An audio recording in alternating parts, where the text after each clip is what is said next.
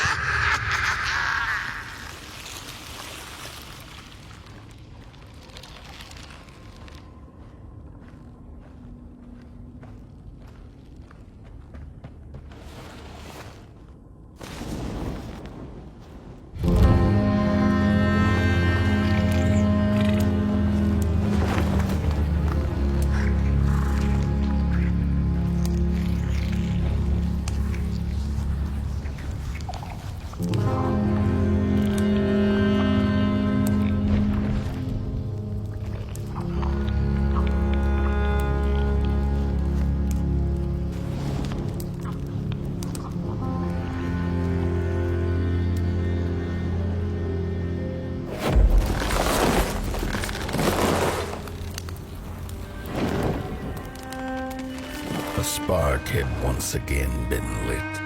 It was told that for the being who kept fire in their heart, all darkness would vanish. Nevertheless, this long night seemed endless and fraught with perils.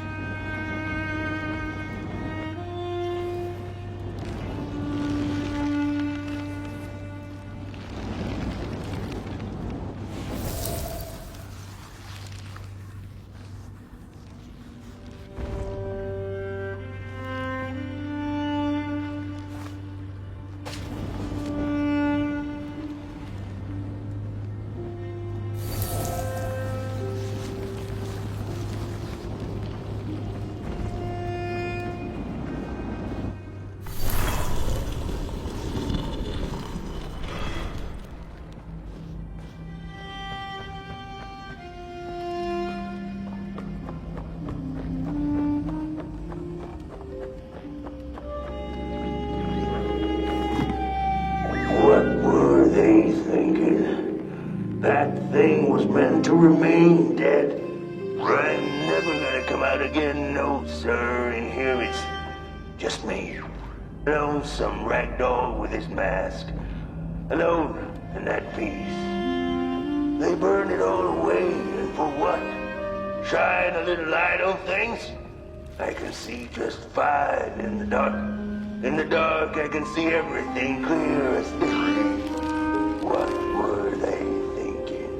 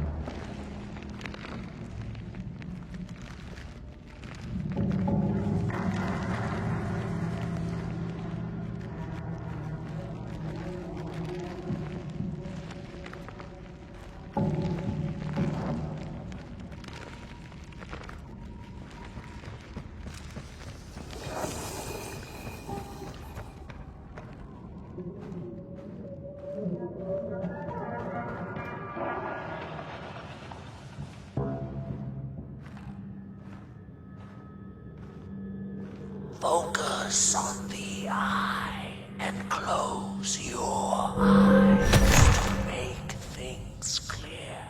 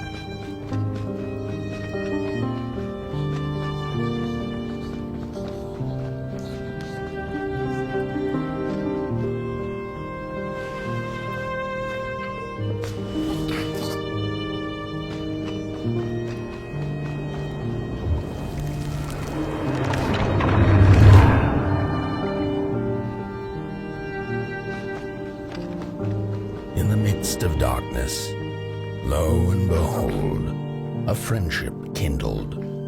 The fire that spread with it seemed so small against the vast night sky, small and flickering, but defiant.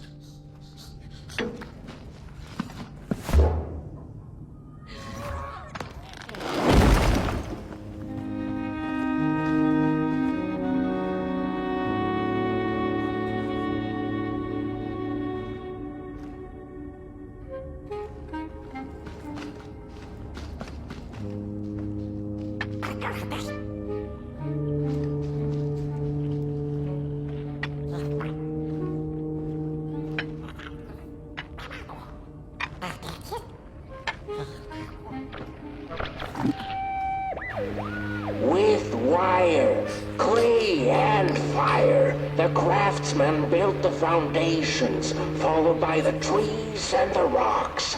And after them came little houses for us tiny ones to cower in. For existence was so big, so vast, that without a roof above one's head, one could have fallen straight into the skies. And yet, with all that stuff, they didn't know what to do with us. So I reckon that's why they built the Midnight Walk. For us to wander, for lack of reason.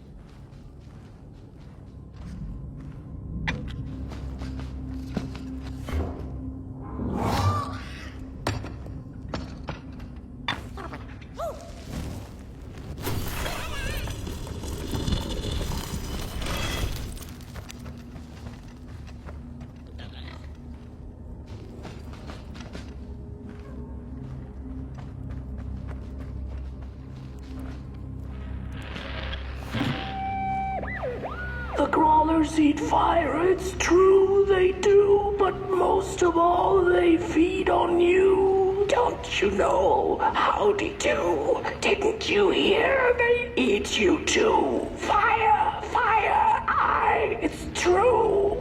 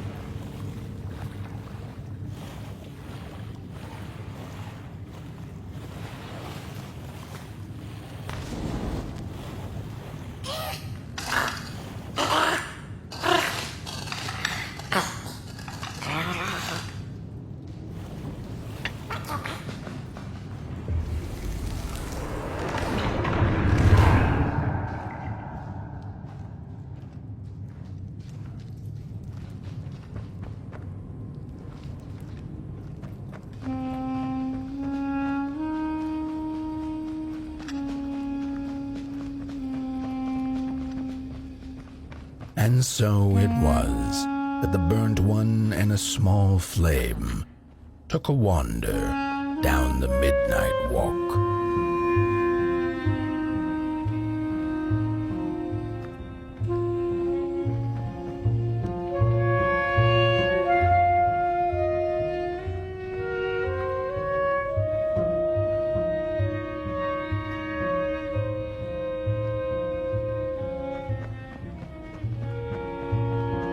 In the closing nights of this era, a wandering flame. How rare, a little pot boy. This is already the end. Your pot boy, the last ember of the work table that was. You are destined to carry this torch to Moon Mountain. It is inevitable. We must all partake. Your purpose burnt into clay. Your pot boy must spread his fire. Walk now, spread your fire. Walk, walk, walk. The soothsayers have spoken.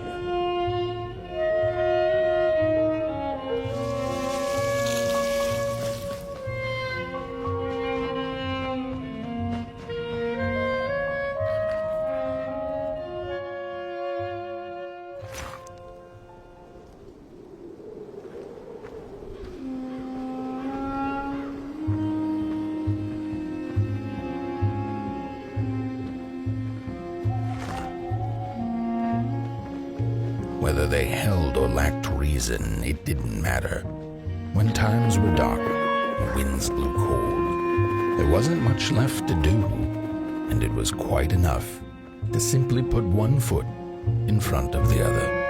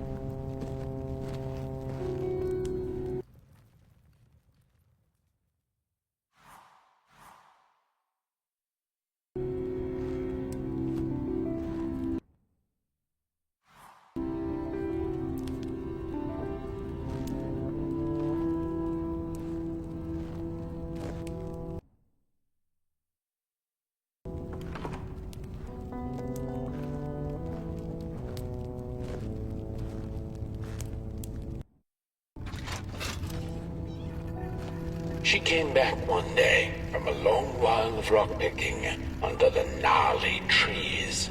Usually the Merkel had been fond of fall and the refreshing cool of winter, but this time it had been much too long for her taste. Even the sun seemed tired, and she had all the rocks she needed, so she decided to treat herself to a long nap.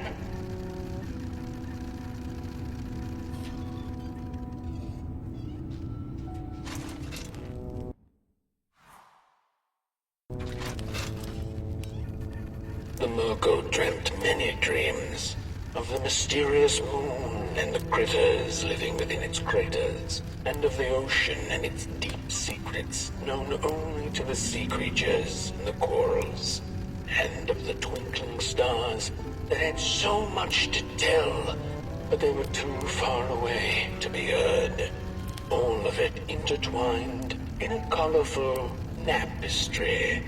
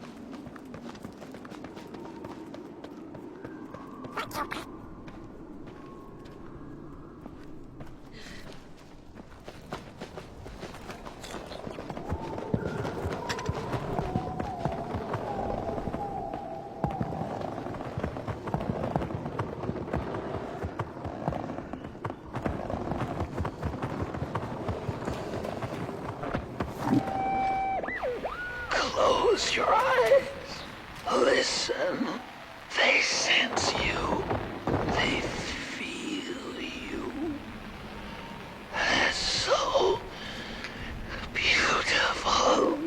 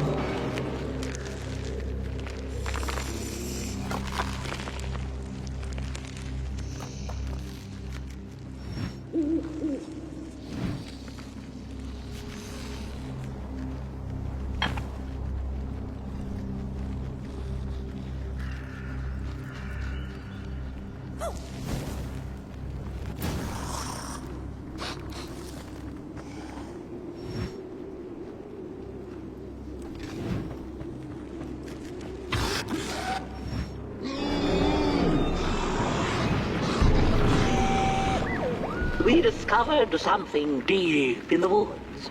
Not crawlers or ghosts, but something else. Something in between. A presence that affects us all. We tried to trap it, but to no avail. We tried to slap a name on it. Manifest a pair of glaring eyes in search of its face. Something to name, so that we could tame it. But the dark itself isn't any thing. It is less than nothing, and also more than everything. Behind and behind. And we invented these shell phones so we could try to talk to it. It picks up the phone on the other side, but it doesn't speak back. Not directly, at least. It transmits little nasty recordings, memories or echoes of things that came before, that passed through its drapes. I wonder if one day someone will hear my echo.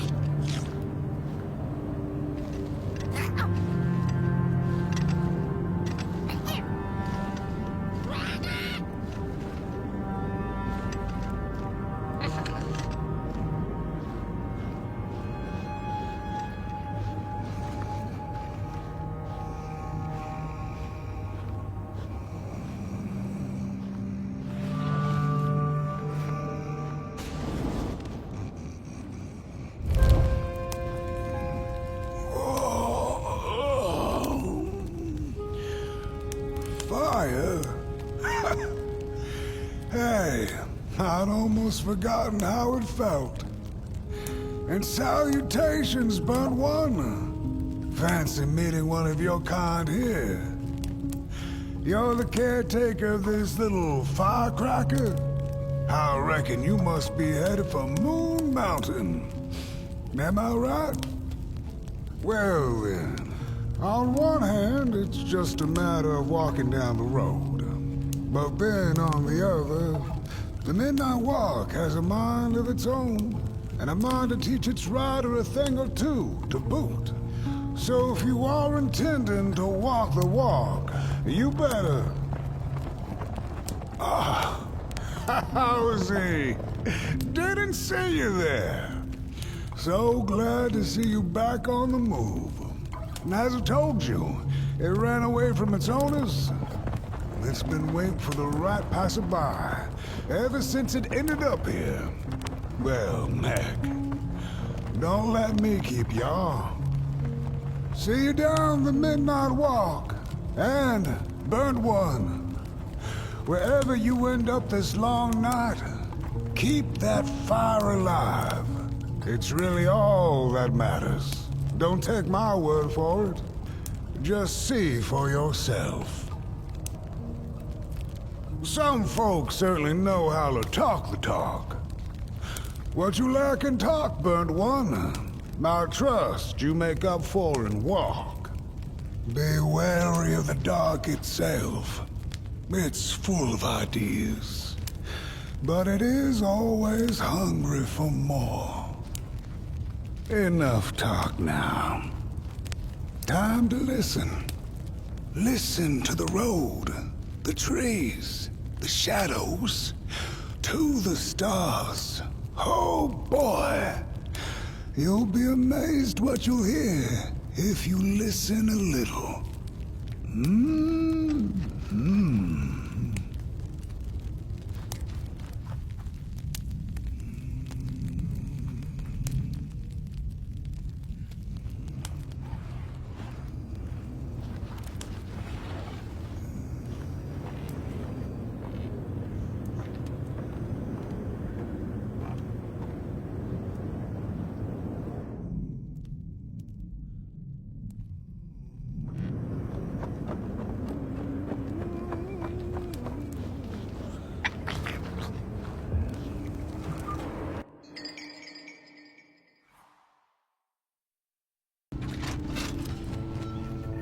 And so she woke with a yawn, so big it could have devoured the sun. She had slept for just about a decade. A decent nap by Merkel standards. She smacked her dry lips, looking forward to what the new dawn had to offer as she left her lair and went out into the cool night. Wait a minute, she exclaimed. Night?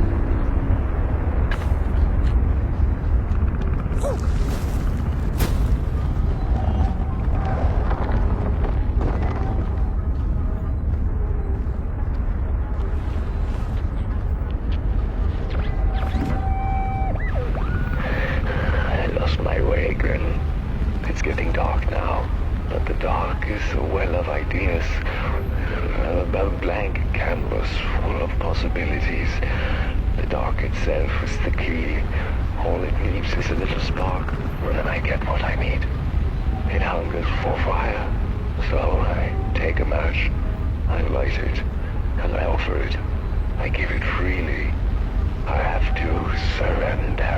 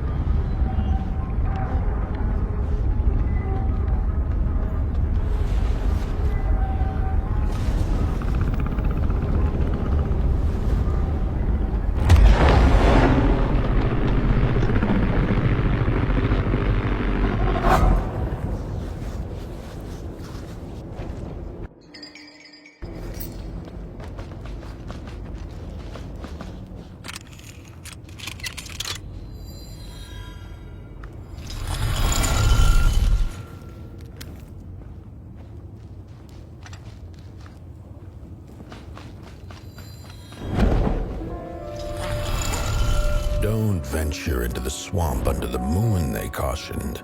There, wild eyes watch, and itching teeth yearn for succulent heads like ours. Gone are the bodies of old, and they can no longer shield us from the terrors.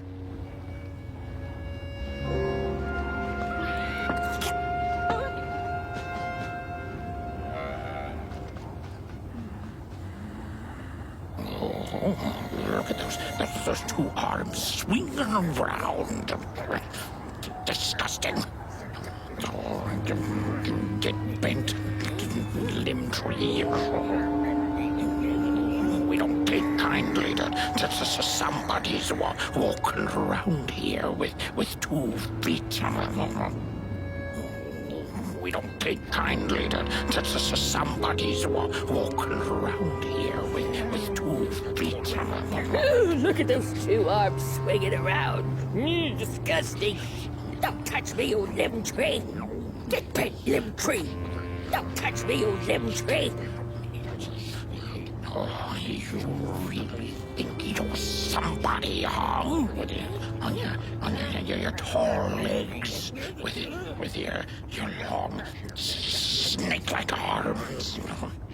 No, don't touch me, you limb tree.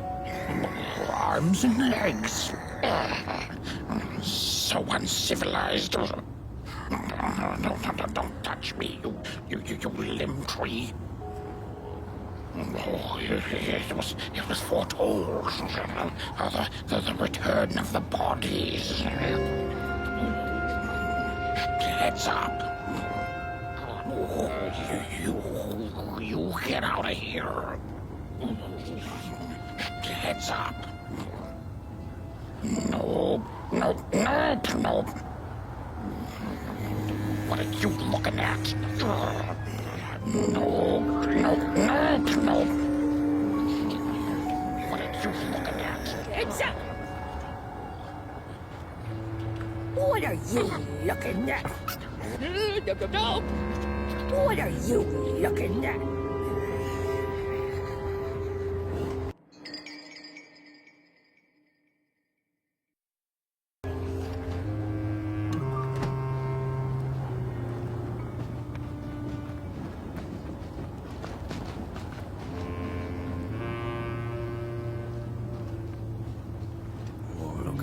Fancy stick. It's my favorite stick in the whole wide world. It's the best one in my collection.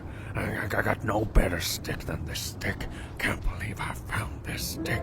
Oh, it's a keeper. Oh, it's so beautiful. Look at that stick. Oh, sticks. I love sticks. I can't get enough of them. But this one is the best by far. Oh, I love it so much.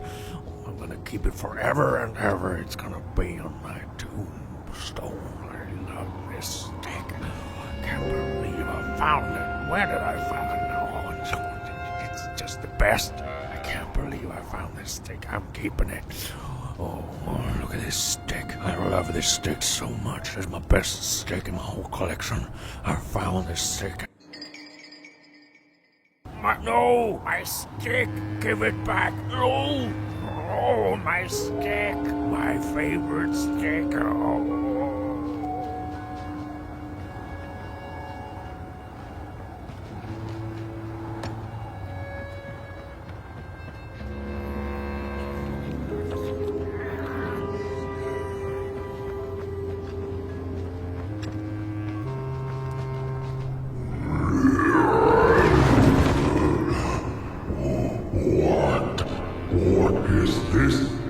Somebody approaches Nobodyville.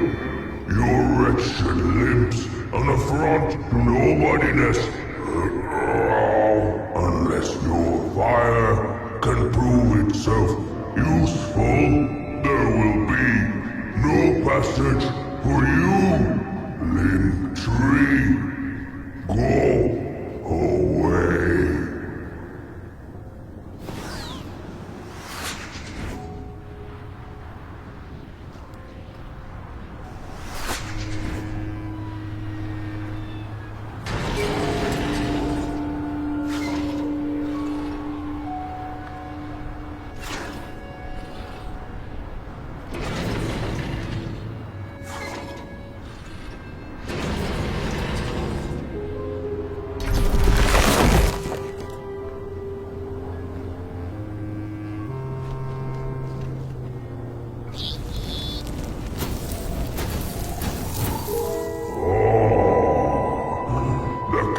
candles have not been lit since before the great beheading. Now fire is back. Maybe fire can help us with our moldering problem. The headmaster will decide. Enter, then.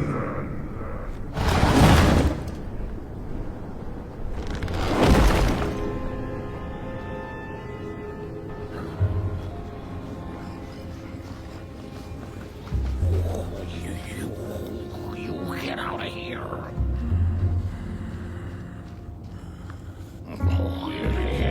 It was foretold. The return of the bodies. Arms and legs. So uncivilized. Don't touch me, you limb tree. It was foretold. The return of the bodies.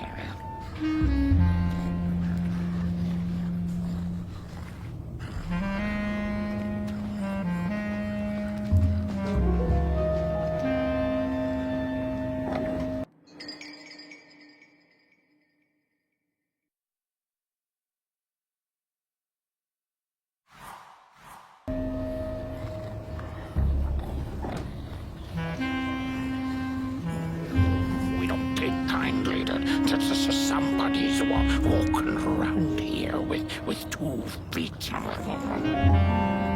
arms and legs, so uncivilized. What are you looking at? You get out of here. Arms and legs, so uncivilized.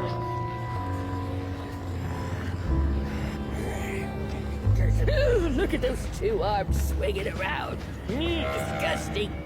Heads up. Get back, limb tree. Look at those 2 arms swinging around. Disgusting.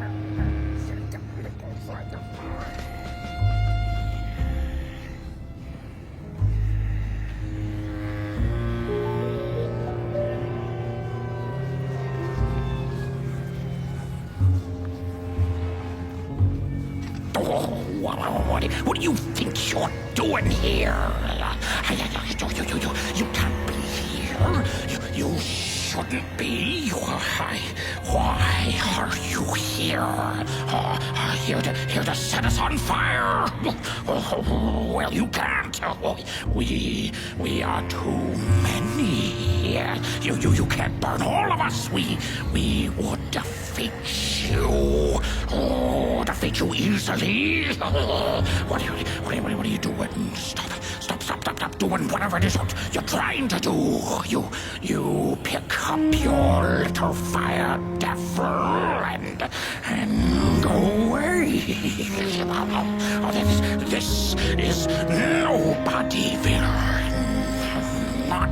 Not Somebodyville. Does this look like a place for bodies to you? No, you get out of here and fast. This is very upsetting. So upsetting. Guards, make this one disappear. Make it all go away. Oh, this is too much. Simply unheard of.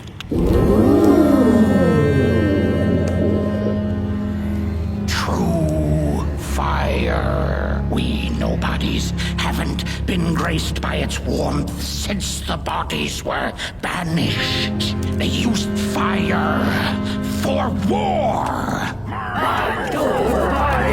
Yes. Now once more, the somebody disturbs our peace and sets fire on things with its tiny fire devil. You must leave at once. Leave or face our...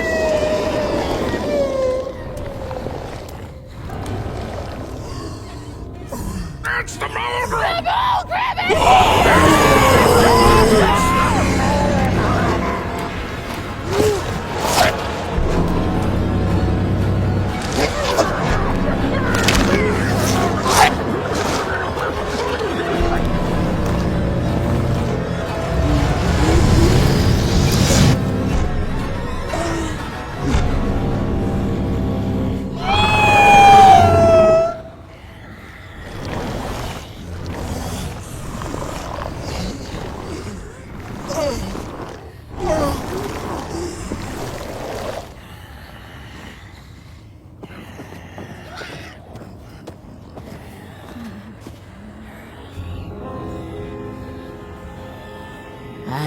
guess I'm the headmaster now. As you've observed with your own head globes, we have a problem. It is called the Mulgrim. Recently she has become bold, moving ever closer to Nobodyville. You should help us get rid of her. Yes, get rid of her. Tame her, just make it stop. And by the powers suddenly vested in me, I will, shall grant you passage through our fair Nobodyville. Here, take this. Now, go do the quest. Meet the problem head on. Tame the Mulgrim, and we will. I shall graciously let you pass through Nobodyville. Mulgrim's cave lies that way, if I could point. You have a good head on your shoulders. If you ever need help relieving it of your body, you know where to find us. Good luck now, with the quest and all. Still here? I thought those fancy stilts of yours could take you places fast. Mulgrim's cave lies that way, if I could point. All bodies are scary. No offense. All bodies are scary. No offense. Mind over bodies. The bodies made us do bad things. So we banished them. Mind over bodies. The bodies made us do bad things. So we banished them. Heed my words, the Mulgrim will get you! Heed my words, the Mulgrim will get you! You'd be drop-head gorgeous. No, without that body of yours, you'd be drop-head gorgeous.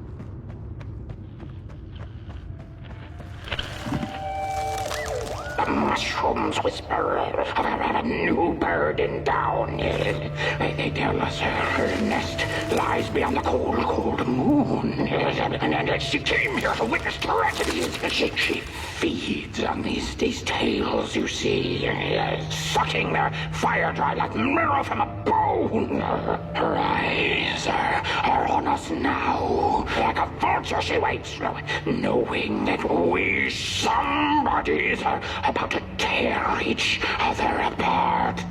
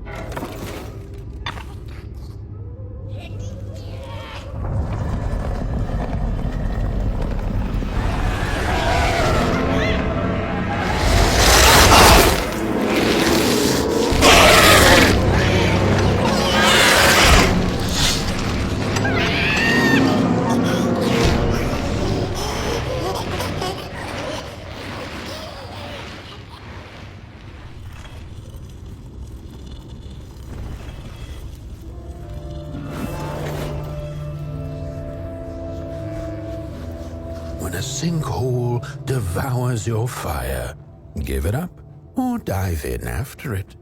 An old swamp saying.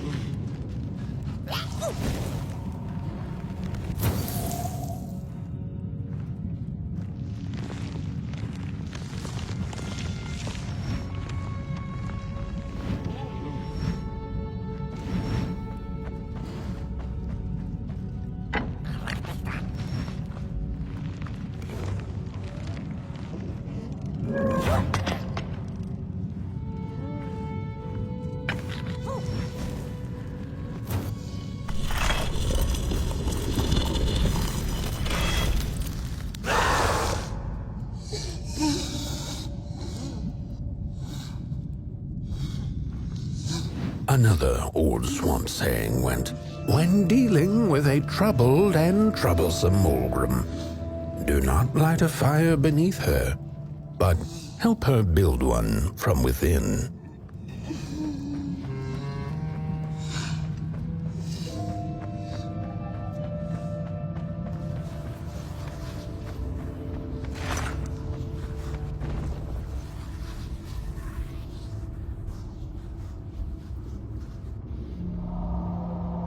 Oh, my neck hearkens the anguished howls of the Mulgrim, and the bitter patter of feet. A somebody and its flame, albeit a small one. 'Tis enough, perhaps. The Mulgrim's precious shards, they must be returned to her lair, to her cauldron. Only then may the cleansing fire burn.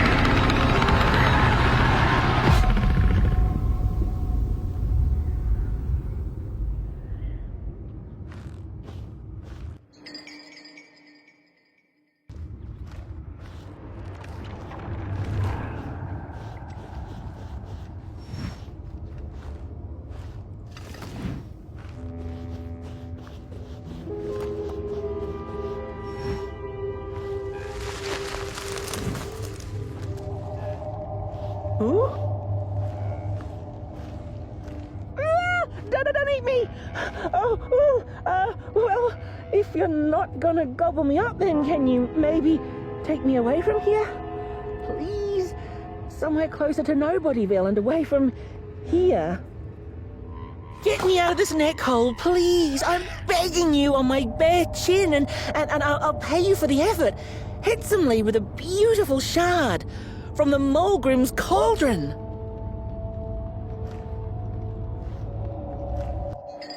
If you'd just take me to the outskirts, closer to Nobodyville, I'd find the rest of my way back for sure. If you've nothing better to do, that is.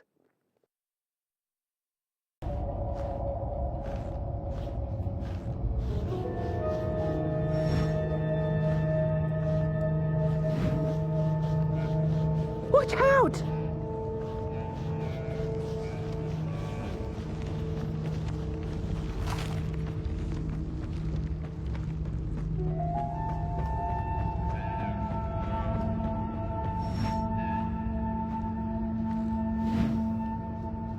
Phew, thanks for saving my neck. And I think I have a reward for you. A real treasure. Blah.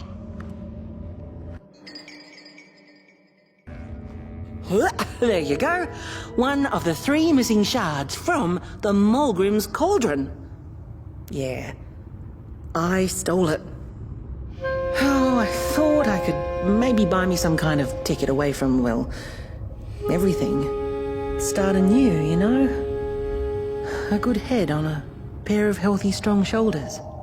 Eyes on the horizon. Gosh, the horizon. Do you know I haven't seen it once since I lost my body? I really do miss my body. It's a real shame when you think about it, you know? The things that we do to ourselves, to one another. What we did to her, kind. All in the name of some sort of control. It doesn't make sense. Anyway, I guess I'm sad. Sad and sorry.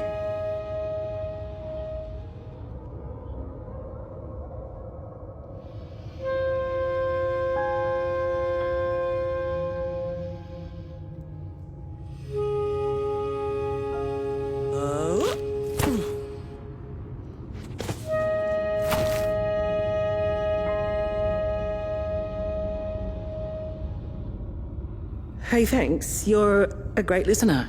You know that? Just take care of that shard now. Maybe put it back where it belongs and... yeah. Goodbye. The ragdoll's whisper of one shard kept by the dark itself. Another was stolen by the greedy moonbird up in the hilltops. The last one, perhaps the cowardly head knows. The heads betrayed us bodies, but not before we had betrayed ourselves. Fire in fist.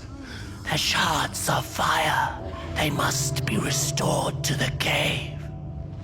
We hunted the Mulgrims, took their fire, and with it, we set ourselves ablaze. The shards of that very fire must be returned to the Mulgrim's lair. Somebody find the shards, mend the cauldron. Otherwise, we and thou art forever doomed to madness, to be fettered to the clay and mud. The ragdoll's whisper of one shard kept by the dark itself. Another was stolen by the greedy moonbird up in the hilltops. The last one, perhaps the cowardly head knows.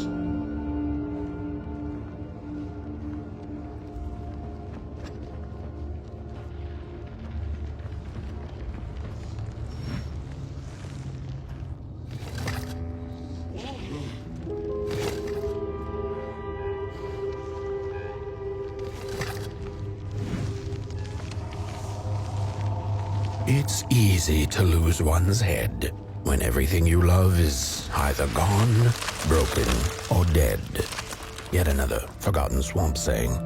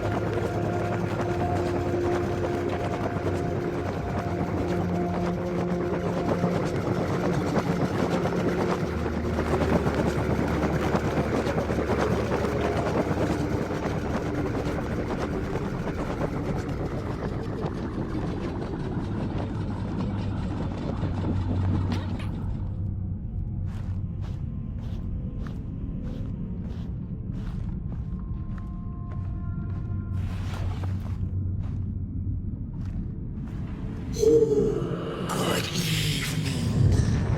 Or is it morning or afternoon? Hard to tell without a sun, isn't it? No, it is most certainly night. Or moonbirds hooting wouldn't make sense at all. Speaking of sense, will you help an old bird find some in this story? Fire up these dusty murals in the right order, and you will receive a present. A little gift, yes. Bring fire to the story.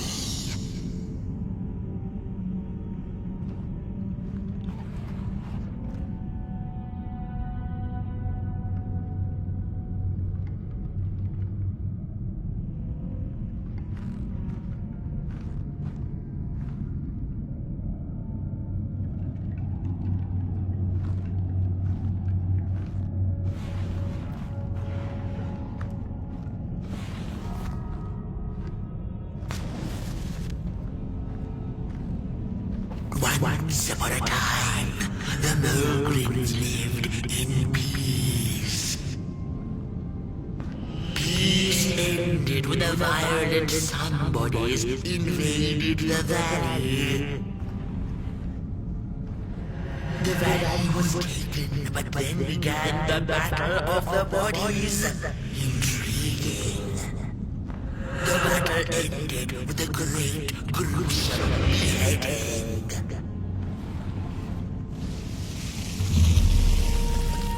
For time immemorial, the Mogrins had lived in the valley in peace, sharing good eatings and howlings around their fire, which they had inherited from the skies.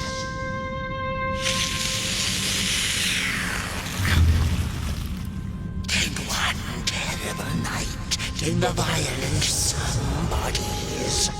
They hunted the Mogrins for sport and took their fire for themselves.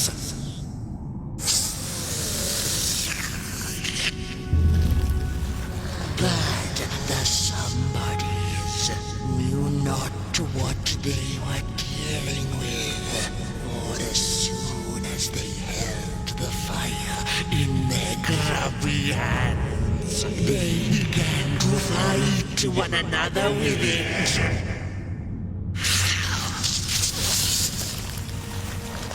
To save themselves from themselves, the cunning heads turned on their bodies and organized a great meeting. And so it was that somebodies became nobodies, and the bodies were exiled. A time of peace would ensue, or so the headlings thought. The last living Mogrim had been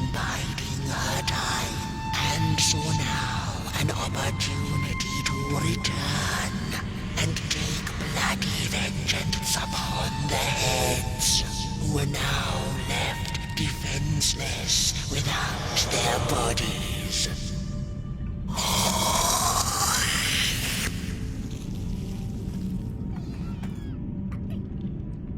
The time of the Mulgrim begins anew. A storied meal indeed. Moonbird thanks you for feeding her and proudly upholds the promise. A gift. A shard from the Mulgrim's own cauldron. It looked so shiny in the moonlight. Moonbird simply had to take it.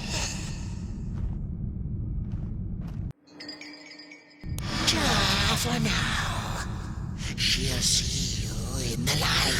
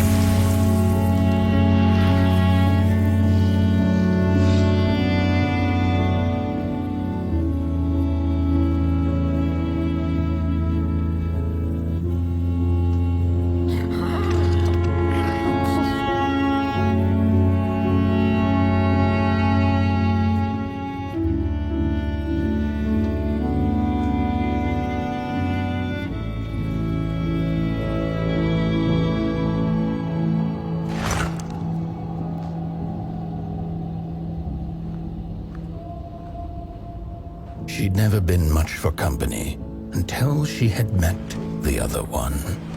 He had shimmering scales, an appetite for life, and carried a faint scent of rotting leaves she found irresistible. Oh, how they used to laugh at the distant stars, bitterly, together.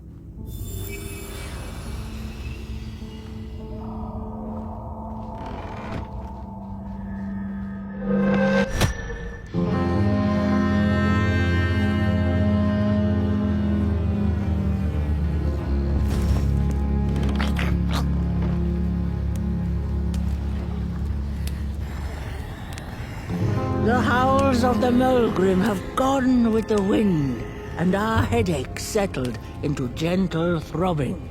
Thank you, somebody, for you have not only graciously saved our necks, but also demonstrated the value of brain mass and heart blob working together. Could it be time for the bodies to return? We must convene on this matter, and you and your wandering flame must now leave through our gates and keep on walking the midnight walk to Moon Mountain. Mountain! Here you go, somebody. This key will open the town gates. The mountain once again beckons, and the call is answered. Fare thee well, and take good care of your flame. The dark itself is hungry. The body can be a wonderful servant, but a terrible master. Do you hear that? The marching of feet in boots. Things are already changing. Head on out before heads change their minds about you. The body can be a wonderful servant, but a terrible master.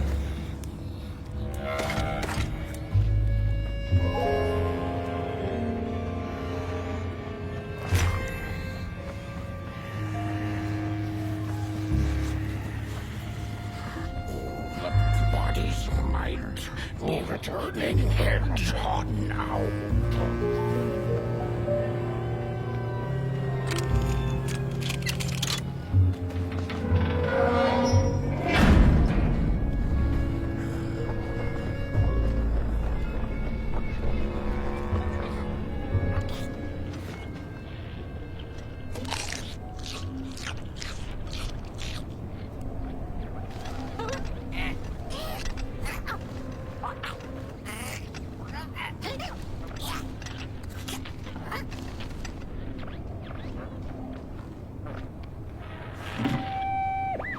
I've had enough. First it was the big Mulgrim hunt, and then when they forced us out into that make-a-forgiven swamp. I hate hiking. And then when we had nothing left to hunt, we started fighting each other. And then Mr. Mayor gets this grand idea that we should chop our own heads off and banish our bodies. How does that even scientifically work? I've had enough of civilization.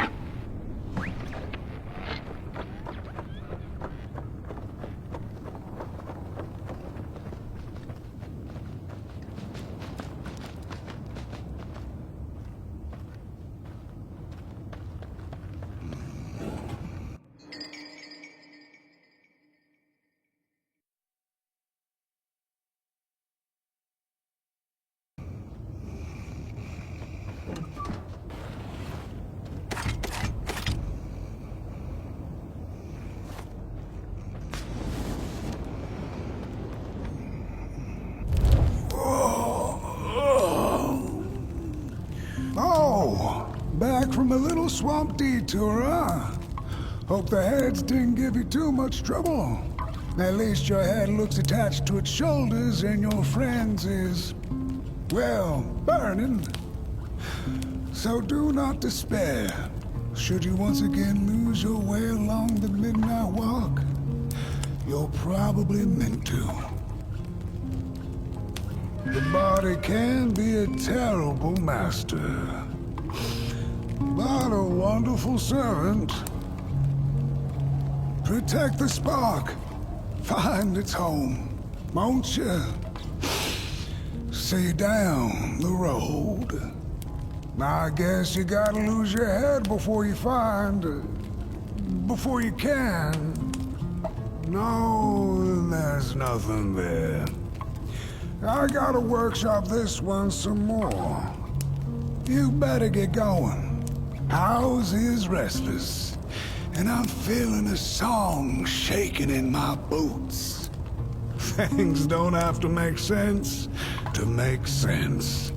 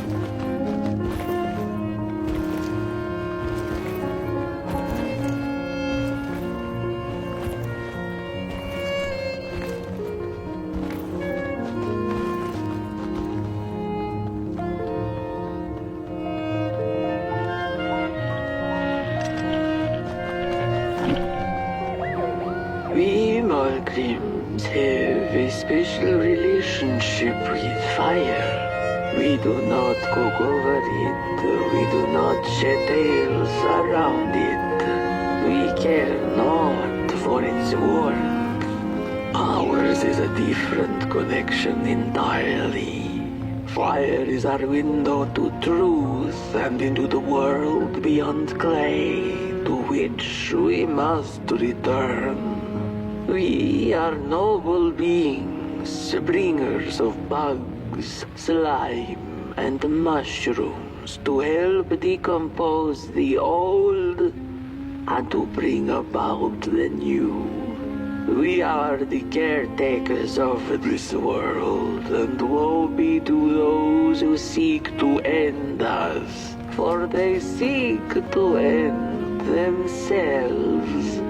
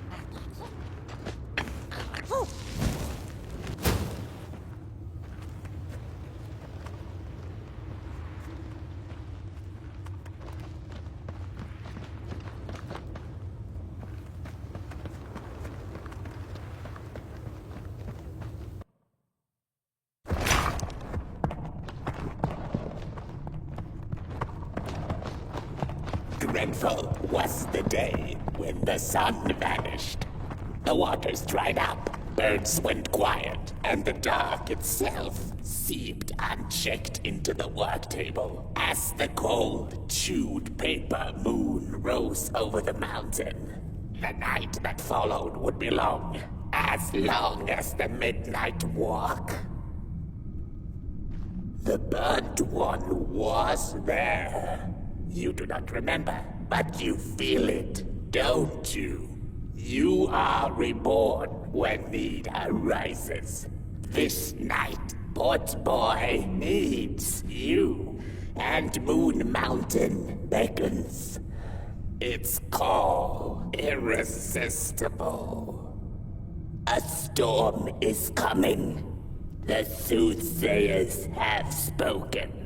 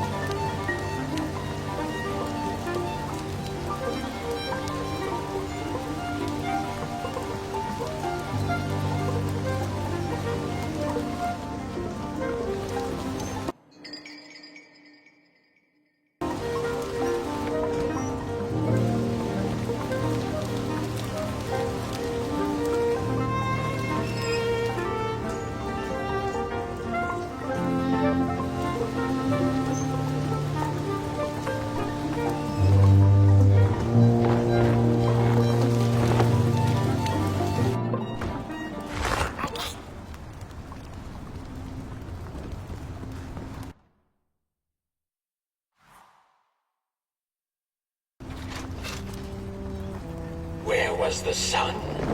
Where its warm rays should have been there was only the vast night sky, not a star on its face. Well, the Muggle mumbled softly to herself, winter was late, so now the sun must be late too. Cowed over her sound logic, she went back to her lair to take a complimentary nap.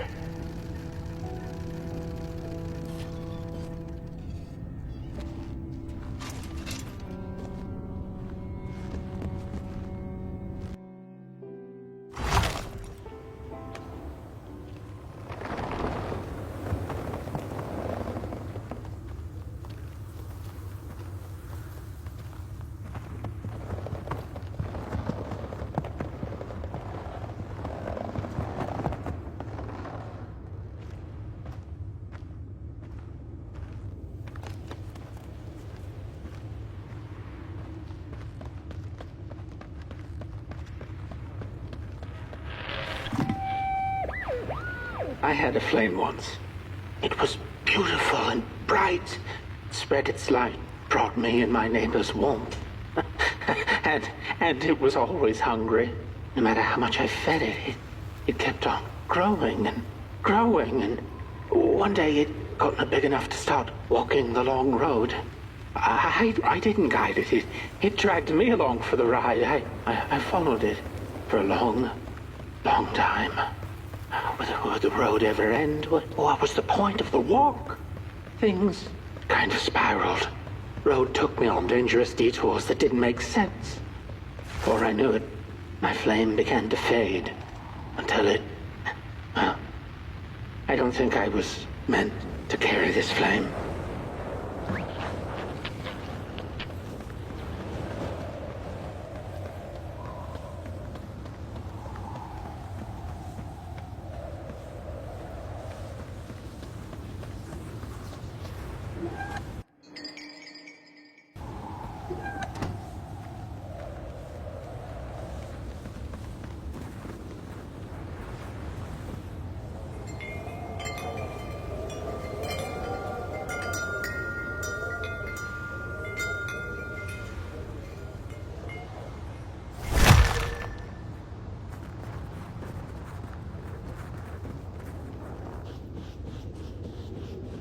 There once was a freezing cat who was looking for shelter when she came across a dark cave. "Step into my abode," offered the dark. "It will warm you if you surrender your wants."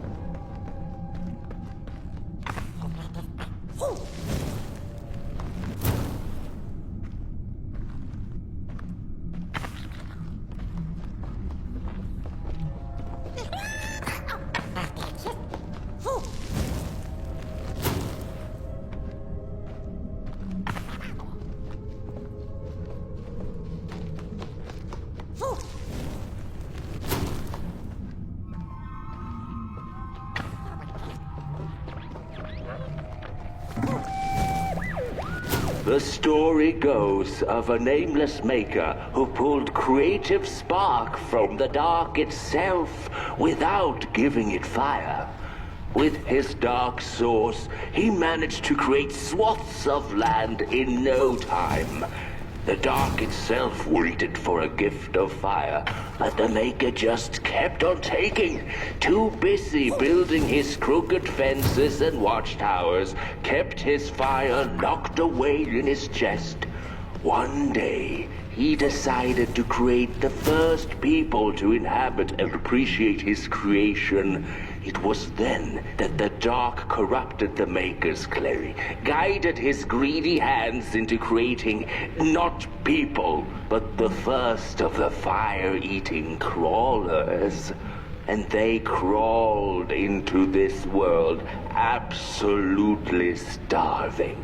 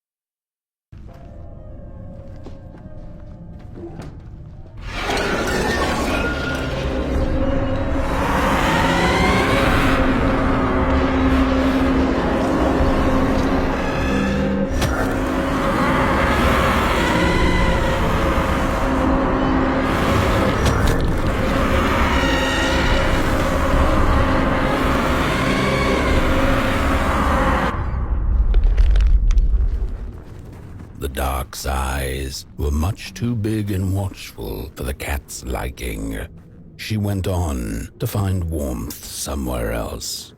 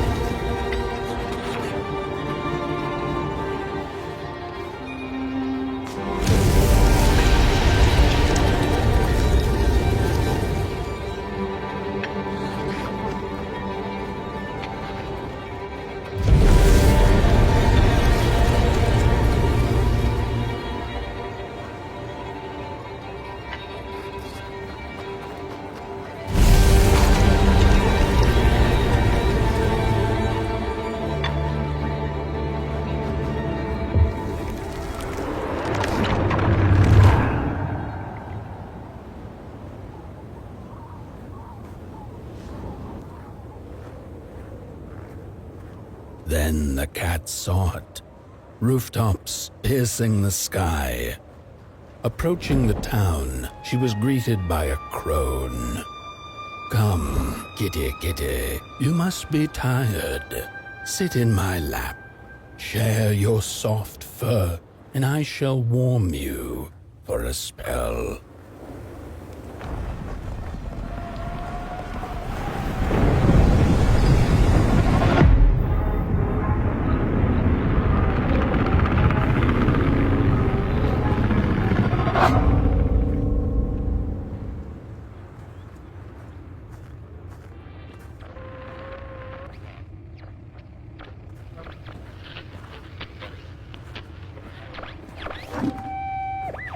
Hello, Mother.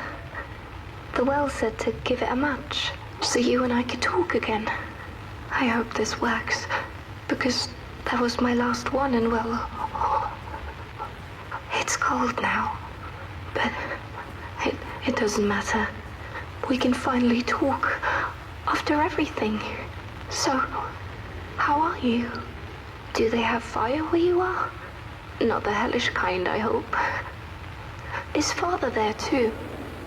I think you should talk to him again. I know it doesn't seem like it, but I know he loves you still. I love you. Still.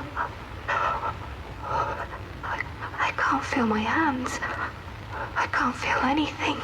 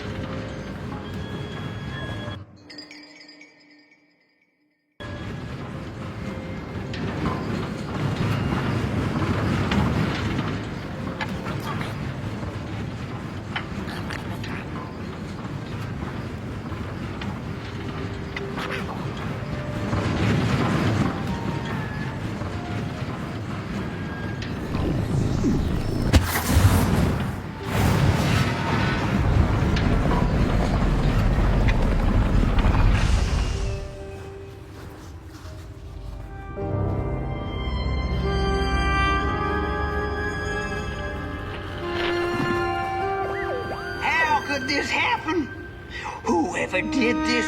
Oh, the flame warms the righteous, but the wicked who love destruction, the flame burns with a passion.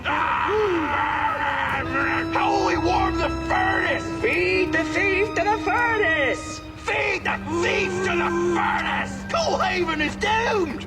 On the wicked the flame shall rain fiery coals and burning sulphur. A scorching wind shall be their lot.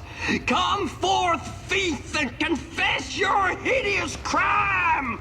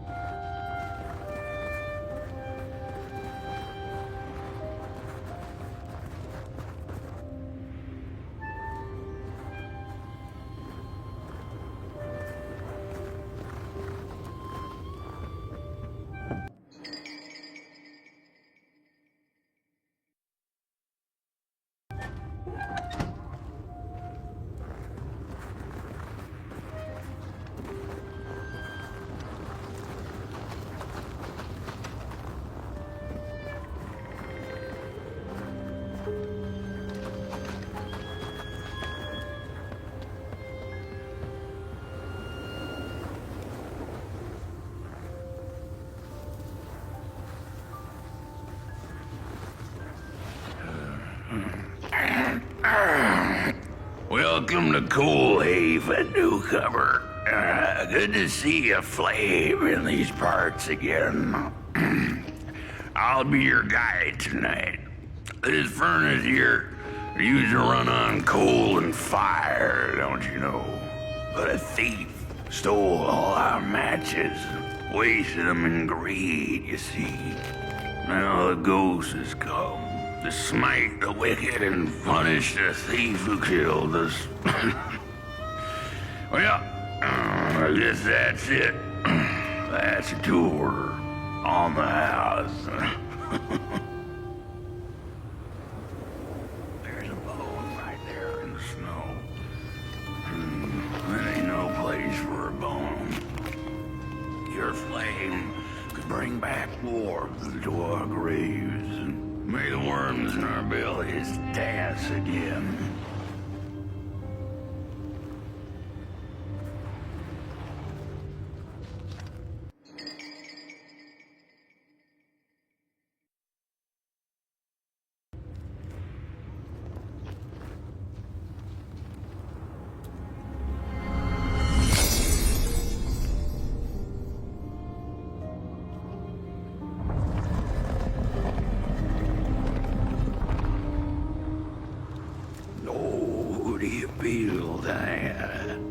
Something's changing.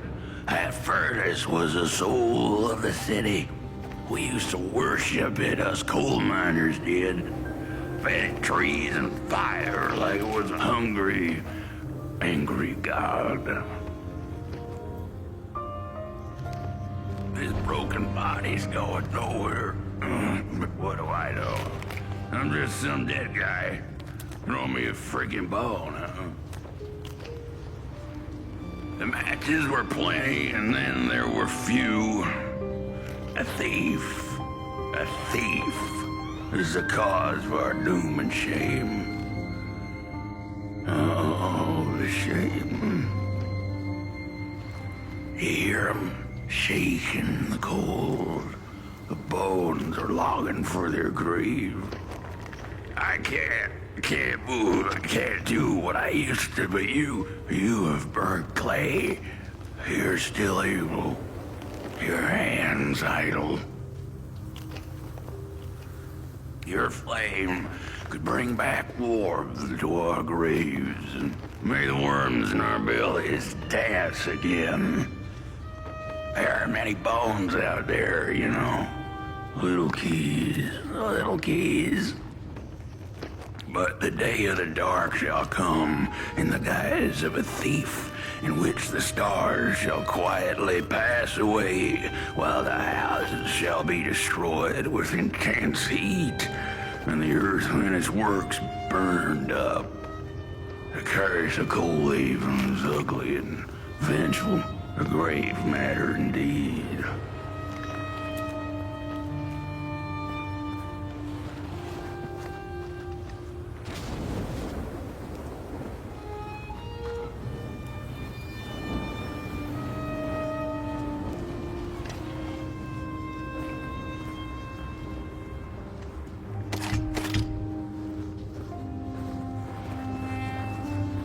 The cat didn't like the crone's crude pettings. Her hands tugged at her fur. Now, rest still, the crone said, as she pulled out a crooked knife. The cat was quick and escaped just in time.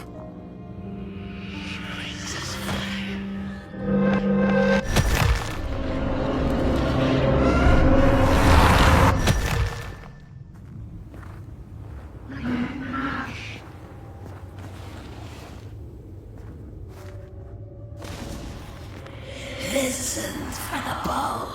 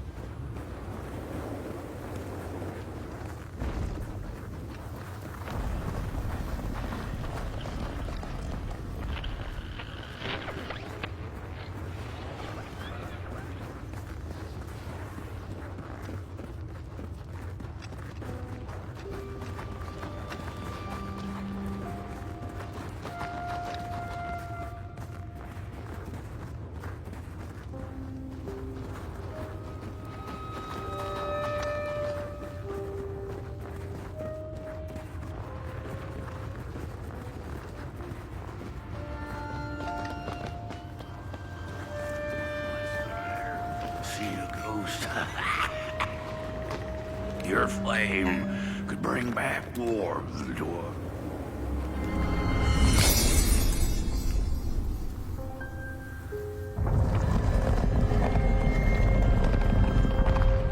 The thief loved the stars. Would have plucked them out of the sky if it were possible. But the dark itself stole her stars, turned the thief's sky as black as a cup of joe.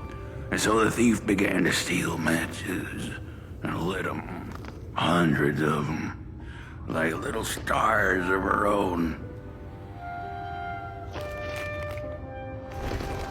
The crooked path to the house on the hill lies over.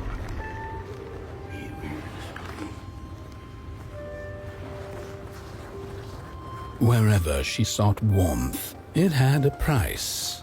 The miners needed the cat to get rid of the rats, and the vicar wanted her protection from bad luck. Bony hands reached out from all around her, trying to grab her.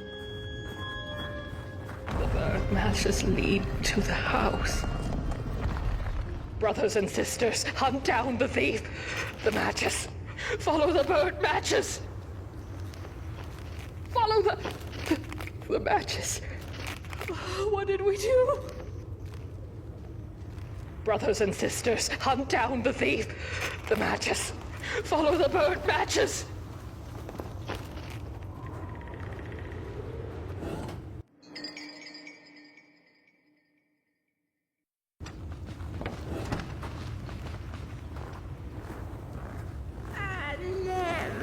What they did.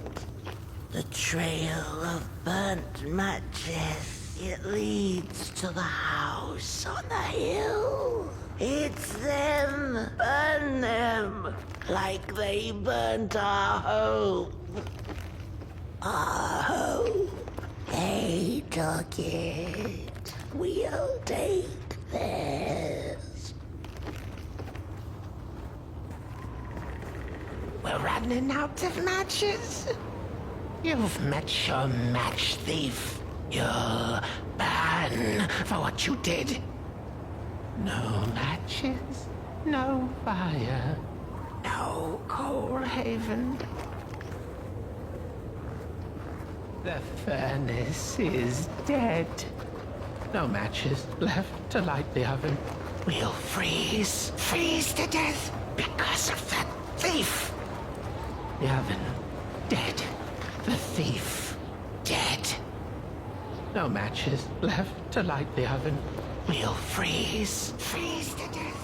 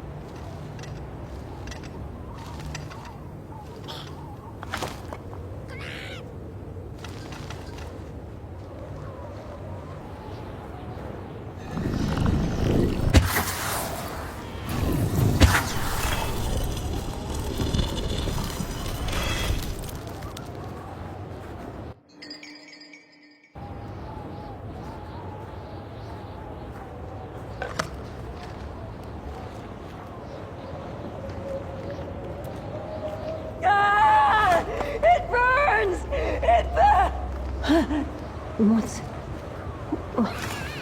This isn't my body. The fire, did we snuff it out? Where's... Did I save them? The house. It's ruined. Well, it wasn't supposed to go down that way. They locked the door, threw the key into the woods. Huh.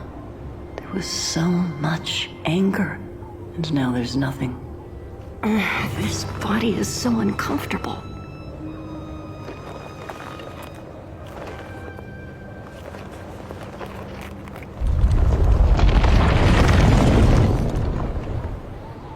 While I was in the black, I had a dream. There was a monster in the woods, with our door key dangling from its tail.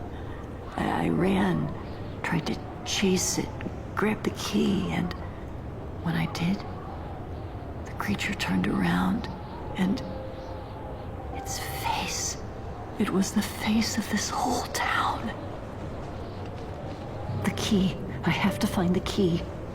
In the woods, where the wild things rest. The key, I have to find the key.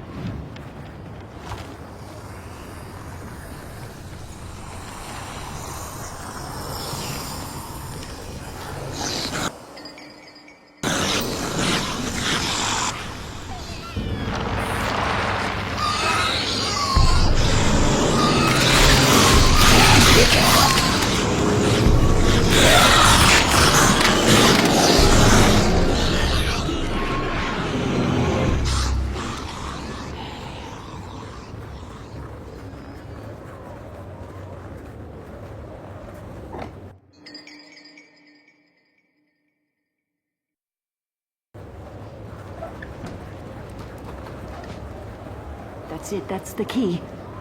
Unlock the door. Please. I want to see my home again.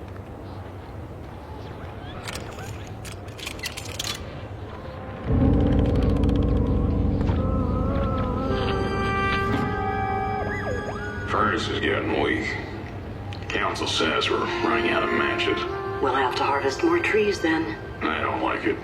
Losing the forest like this. Not like we have a choice. Mom, Dad! Oh, Curly, you startled me. They're coming here. All of them. What's that you're holding? It's just a match.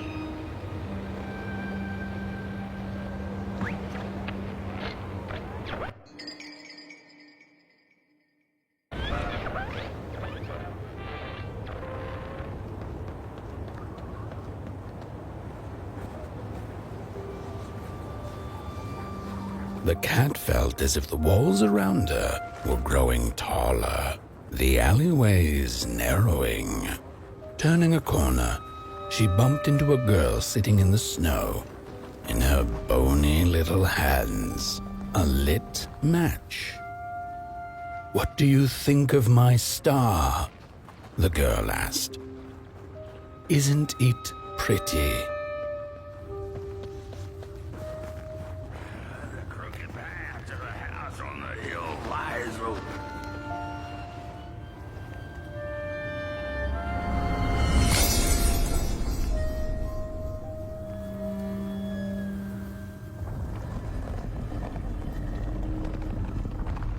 With no matches left, we couldn't light the furnace. And the thief paid a terrible price for her burning greed. As the furnace died, one by one, so did we. But before we perished, the dark itself moved into our hollow husk, turning us cold and wicked.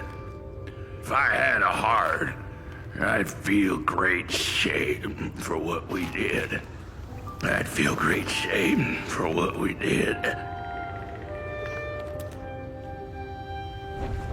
The old man feels it too. Should have been long dead with the rest. He just wasn't ready to go. At least he has a reason for sticking around. This just in. Little bird whispered that the old man wants his song back. Now what the heck does that mean? Am I right? But the day of the dark shall come in the guise of a thief, in which the stars shall quietly pass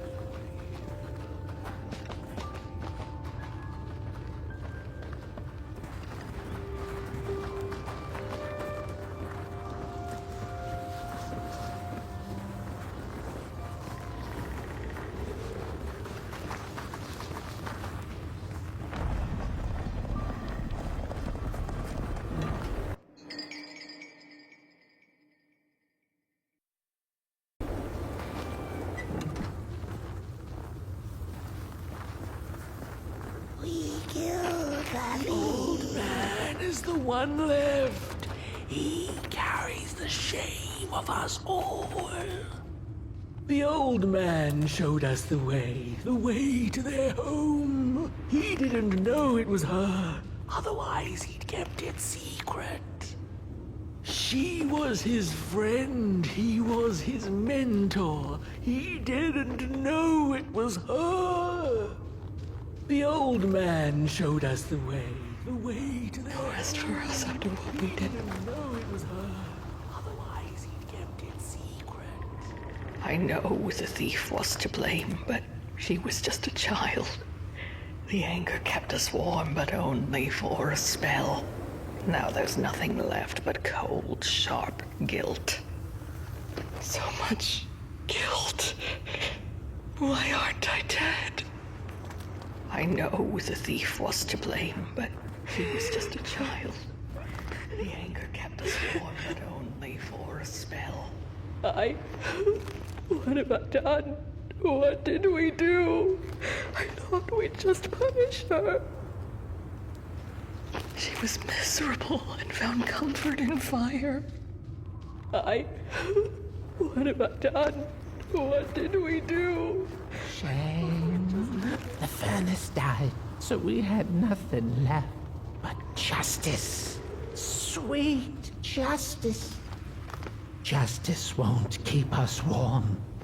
Shame won't keep us warm. The furnace died, so we had nothing left but justice. Sweet justice.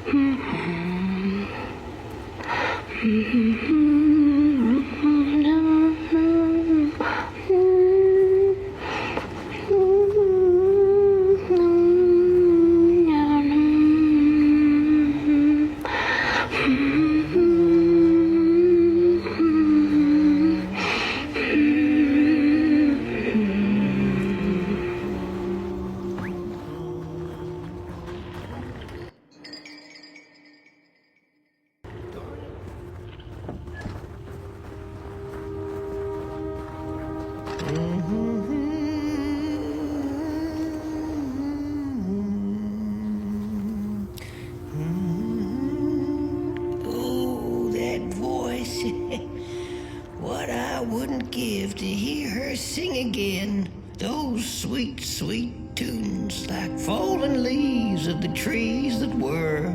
Such a waste, such a shame. I wish I could hear her sing again. Just once. Just once. Oh, I know she stole from us. I know what she did to our town. But she could sing. This town's not much without fire, no. But it's even less without song. If I could just hear that lullaby one last time, I know I'd be able to move on. I know I captured it once in a melody-keeping head of clay, so she could hear her beauty for herself. But I dropped it in the woods that horrible night.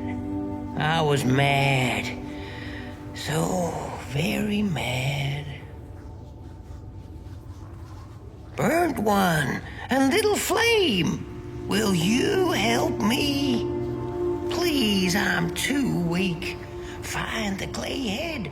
Keep her a song like hers. It went sorta like... Oh, darn, I can't remember. If I could, I'd be able to let go. Please find the song. Find the clay head. It has to be out there somewhere. Meanwhile, I'll keep the skull safe. Yes, safe. Please find the song. Find the clay head. It has to be out there somewhere. Meanwhile, I'll keep the skull safe. Yes, safe.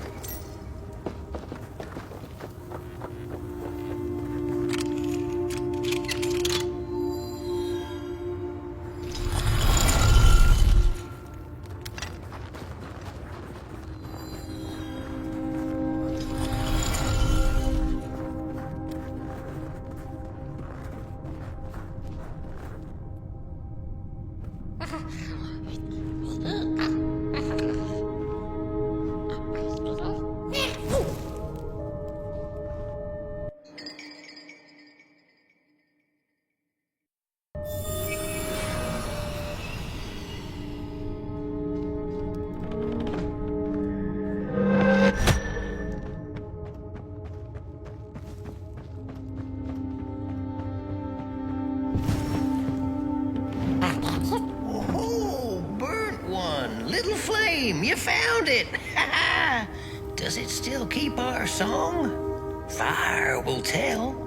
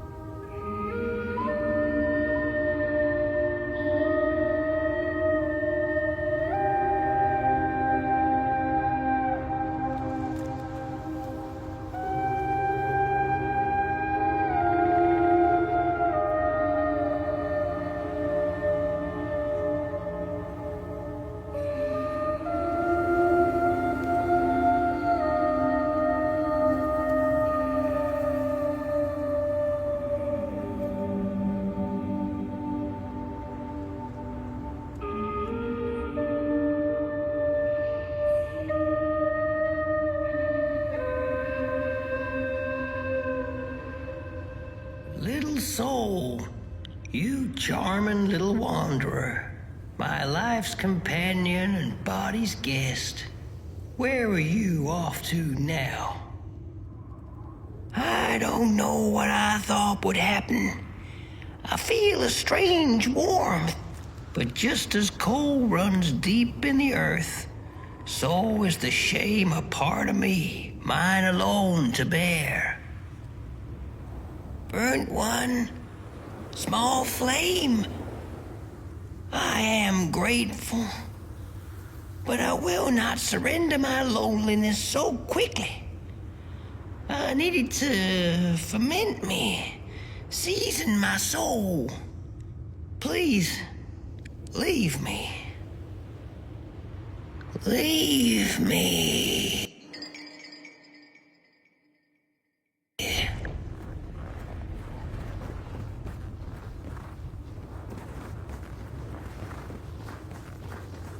The girl offered her burning match, her last star, but the cat could tell she needed it all for herself. Grateful for her unconditional kindness, the cat left her to her ghosts. I'm just some dead guy. Throw me a freaking bone, huh?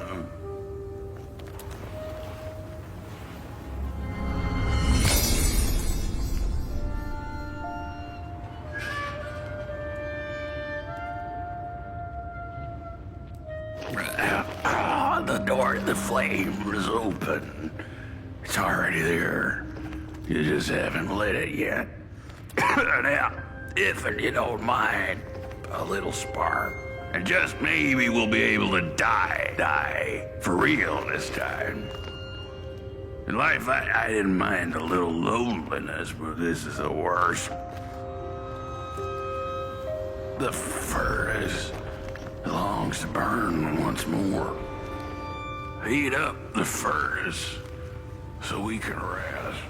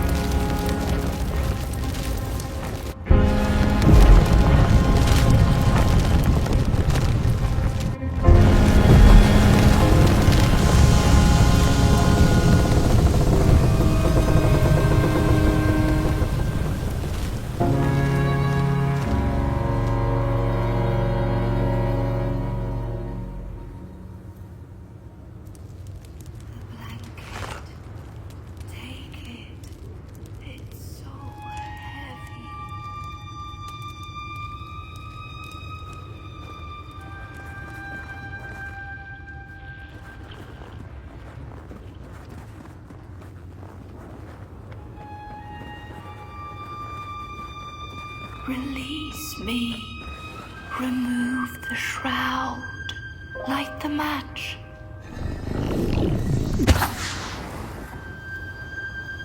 Thank you.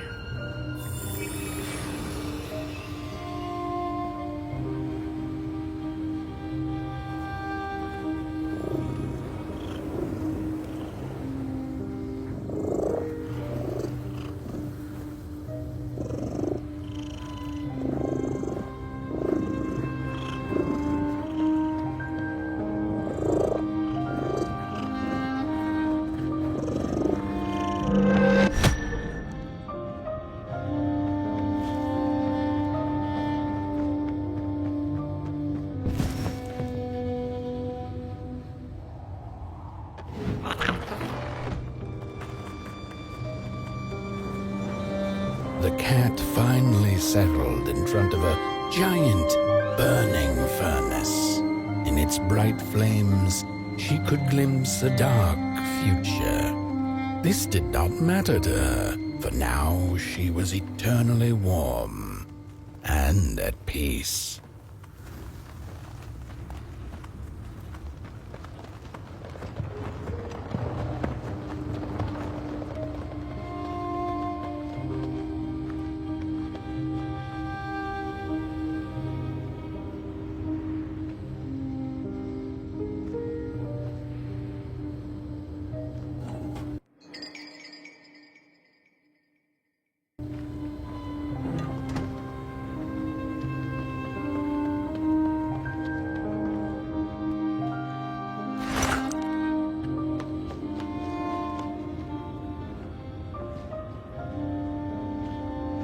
The flame burns still, and the fire has spread along the walk.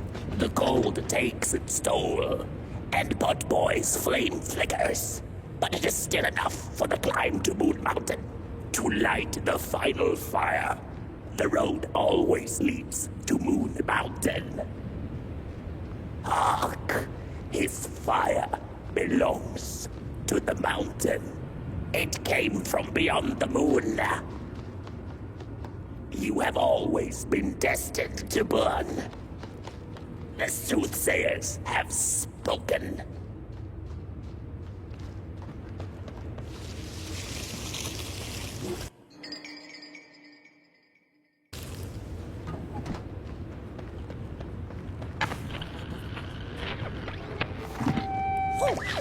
There's a fella who watches over the midnight walk, pointy hat and hollow gaze. He's been around longer than you or I.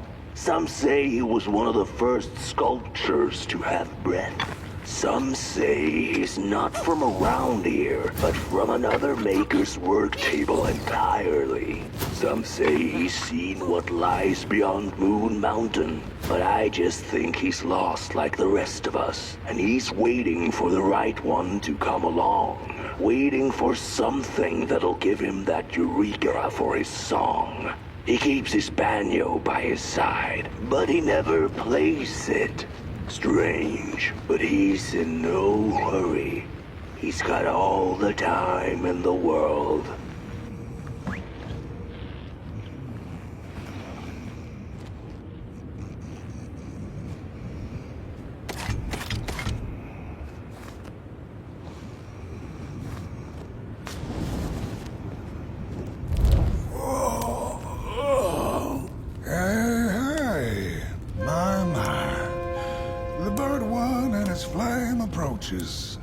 The road's been long, hasn't it? And it just keeps on going, don't it? Why don't you rest here for a spell? Change is in the air. Warm winds coming in from Coalhaven. I trust you're not pushing that little flame of yours too hard. He is mighty, no question about it. But between you and me, he still has a ways to go until Moon Mountain. Ah, heck, it ain't my place to tell you how to tend your flame. I'm sure you'll be fine. You'll be just fine.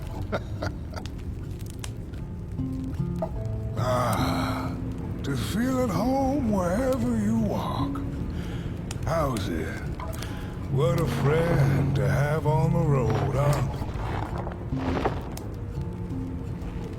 Now, there's an open door invitation, if I've ever seen one. Go on in then. Get some rest. Go on in then. Get some rest. I'll keep watch. Go on in then. Get some rest.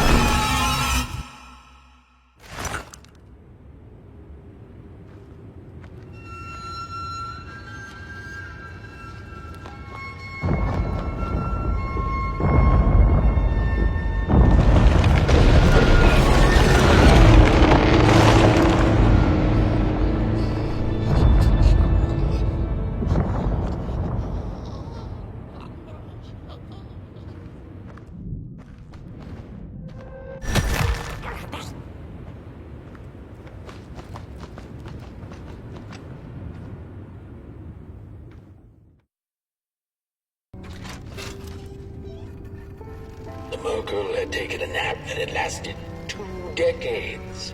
Now that counts as oversleeping, even by Merkle standards. She had awoken anxiously this time, feeling misplaced and confused. The confusion grew further into panic when she was greeted not by the sun's life-giving caress, but once again by the silently mocking night sky.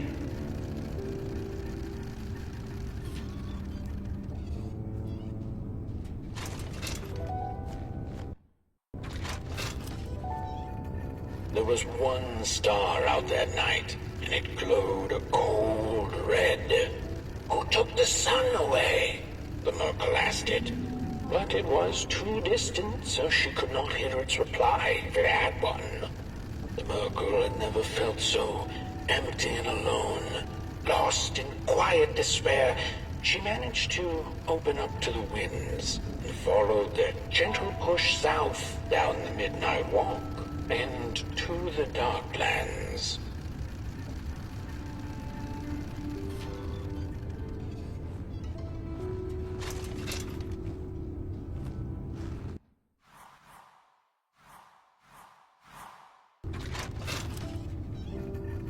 After a long while of following oversized snail-like tracks in the mud, trudging deeper and deeper into the mushroom-ridden swamps, the Merkle heard a harrowing howl.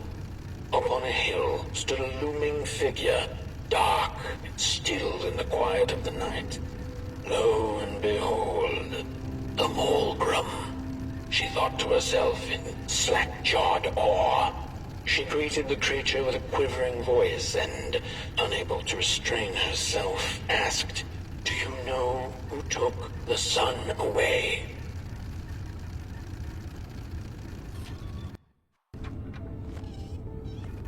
Talking to monsters had never been any Merkle's forte, but this meeting proved spectacularly disastrous. Barely escaping the gnashing teeth of the Mulgrim, she managed to escape by jumping into a lake, following its stream away from the swamps. Although the Mulgrim was far behind her, she could still hear its melancholy howl. "Mad with grief," she mumbled, "as I will be unless I find the sun again." Tired from running, she searched for shelter and found a dark, dank cave. Cozy, even by Merkle's standards.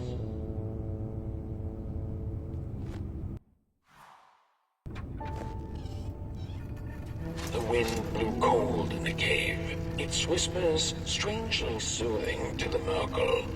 As it turned out, the whispering belonged to a pack of starving crawlers who had begun circling her, their language known only to the dark itself. "What are you searching for, little limb tree?" they sounded in guttural unison.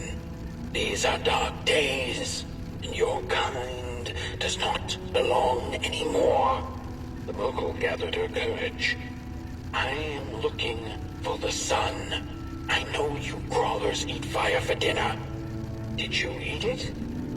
They sniffed her lantern hungrily, and instinctively, she offered its flame to them.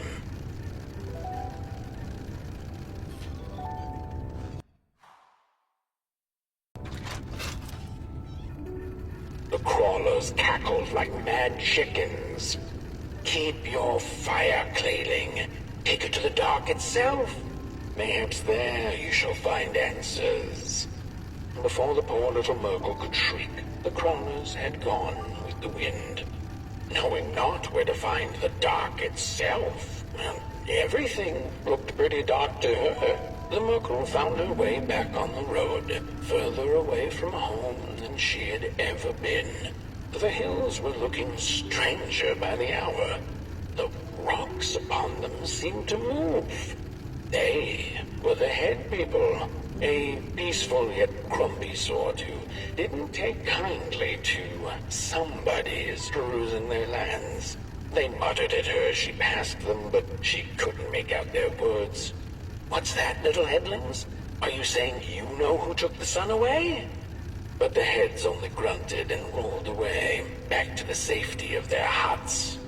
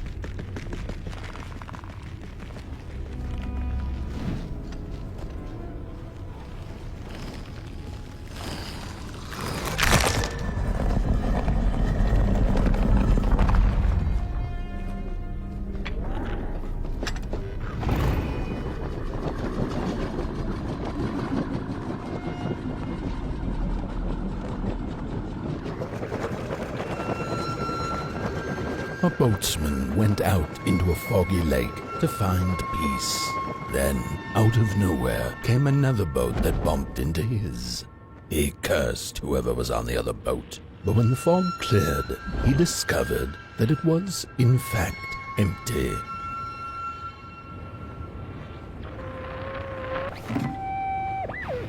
The sarcophagi are molds, rebirthing the bodies of the burnt one. Failure after failure, they keep coming back. They lie dormant, and then they awake at an appropriate time, during times of dark, to perform a task. The taskmaster unknown, doom spelled on the flip side of a coin. Little dolls in a dollhouse made of matches.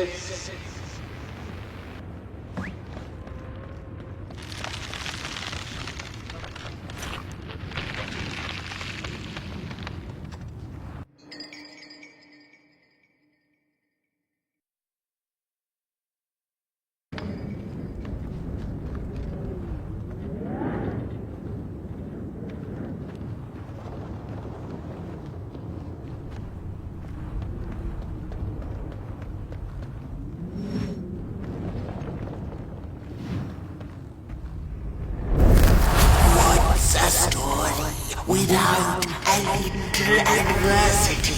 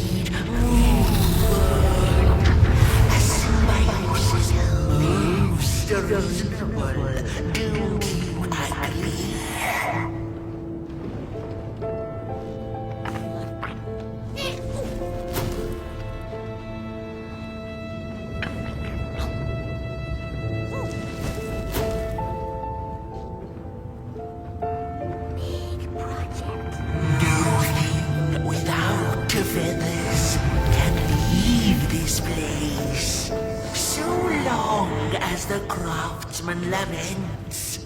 Lost in this terrible maze you are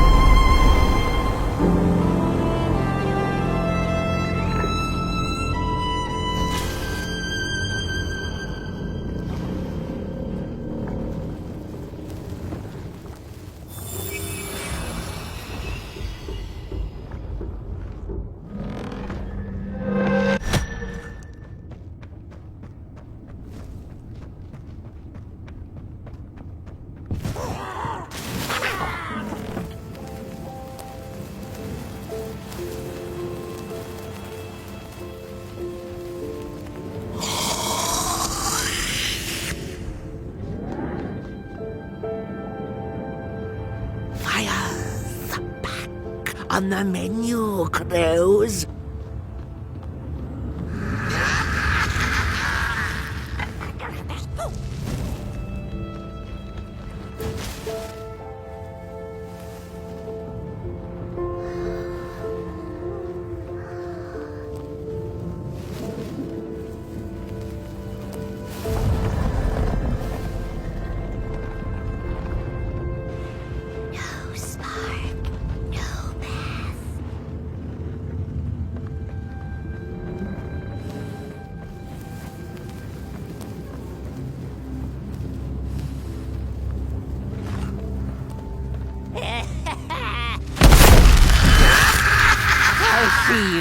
Not to crawl closer, Moonbird.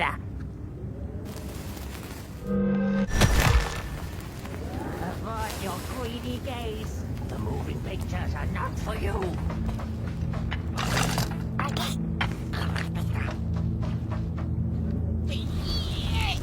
What are you tinkering with?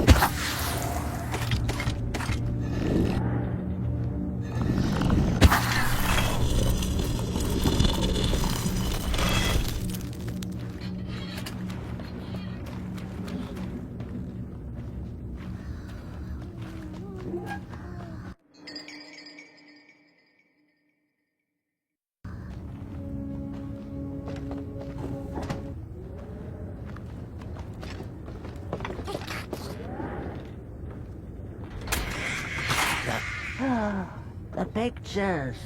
They are moving again. Forbidden. It is forbidden. It is forbidden. Hush, son. No talking in the theater, fools.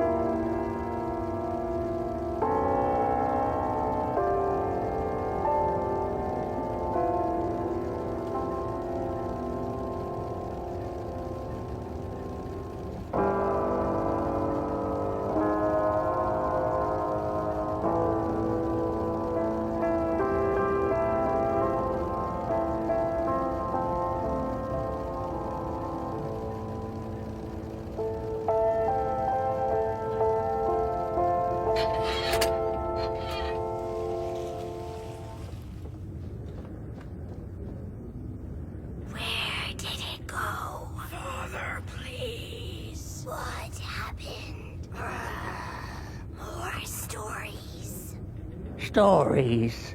How I cherish them. Real as clay, as palpable as the midnight air. They're all we have left once the dark has taken the last campfire from us. The projectors tell a story of failure. The craftsman projects it onto his creations. He keeps building without love for his craft. He needs to see it. Well, yours might not be a movie I would watch, but a story is a story. There's a special kind of dark pit reserved for those who talk in theaters. Go with your lantern, fire up the forbidden projectors. Keep lighting the fuse burnt one, end the story so yours can go on. Keep lighting the fuse burnt one, end the story so yours can go on.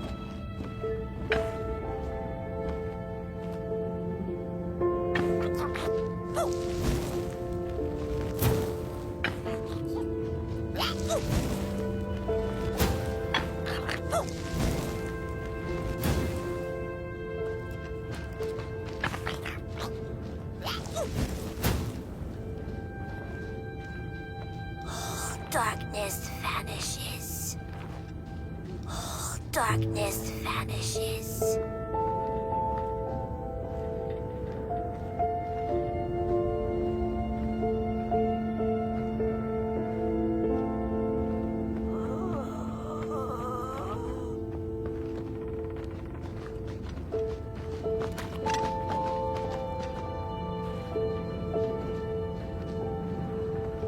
The potter, stuck in the sinking clay in which he had dug so greedily, spoke his final verse.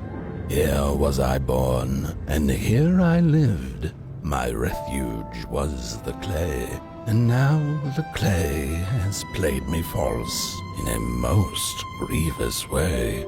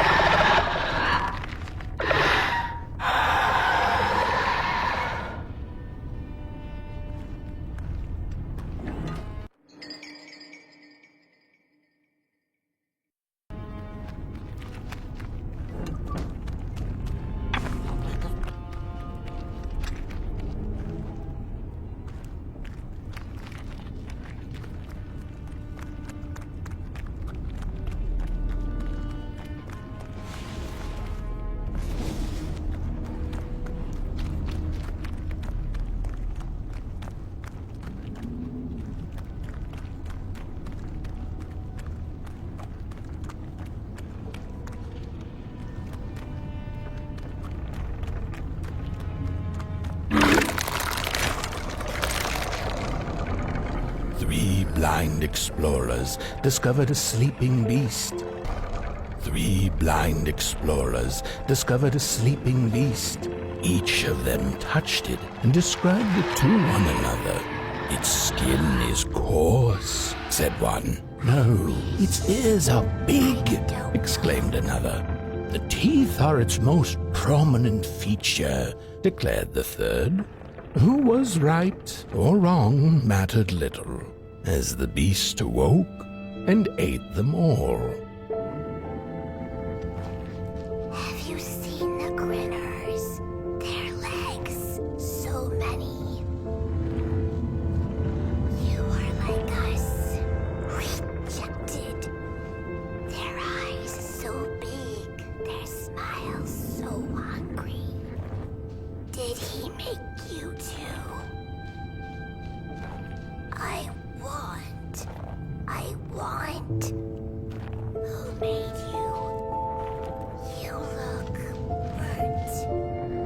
If this is the end, then why am I? May I have this dance? You look burnt.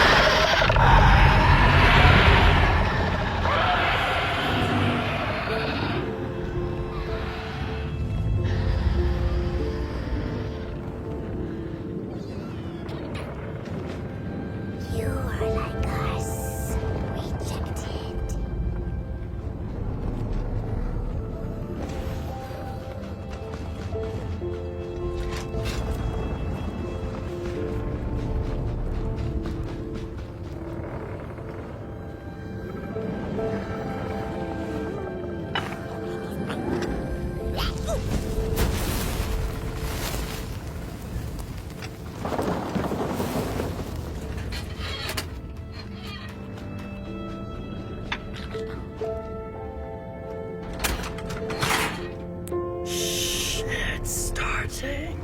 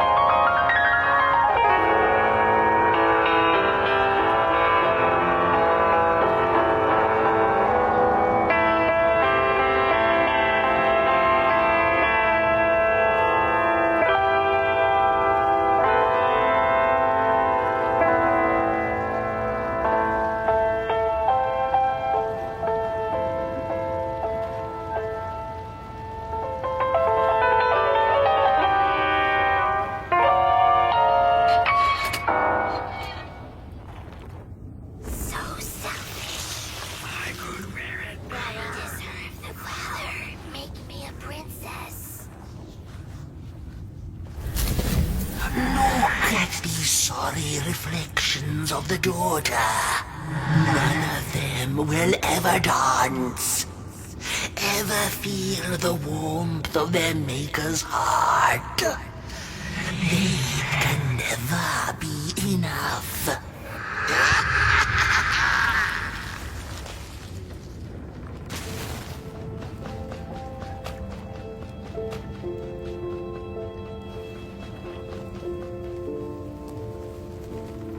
After years of searching for her son, the weaver was convinced she had lost him to the dark.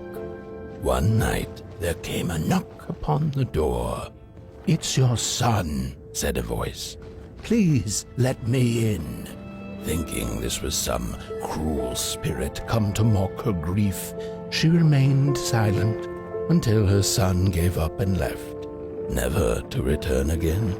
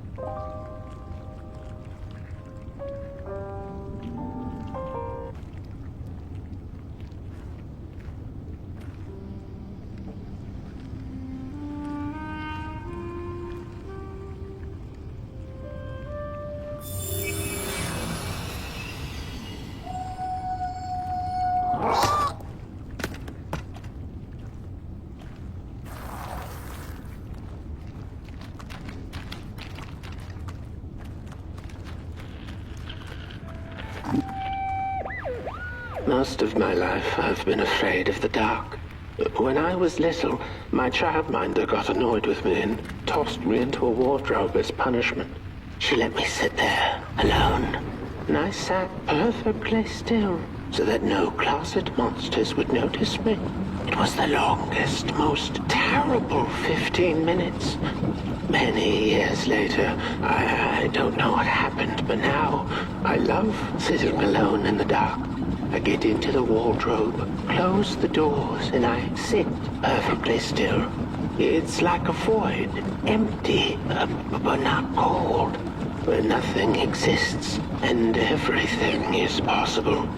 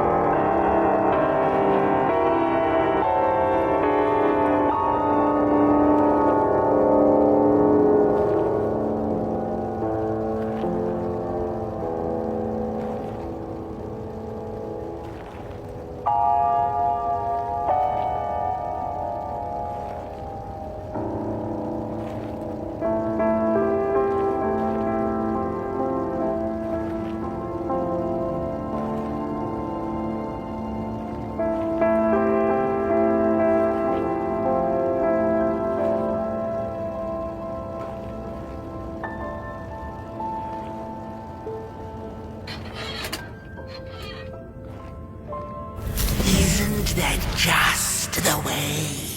The father hoped the daughter would fill his heart with fire, failing to see that she needed a fire of her own.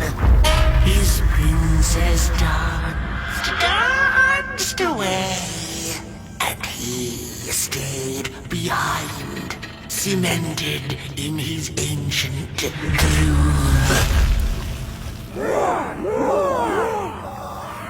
The heart is a bottomless pit, never sated, always craving for more.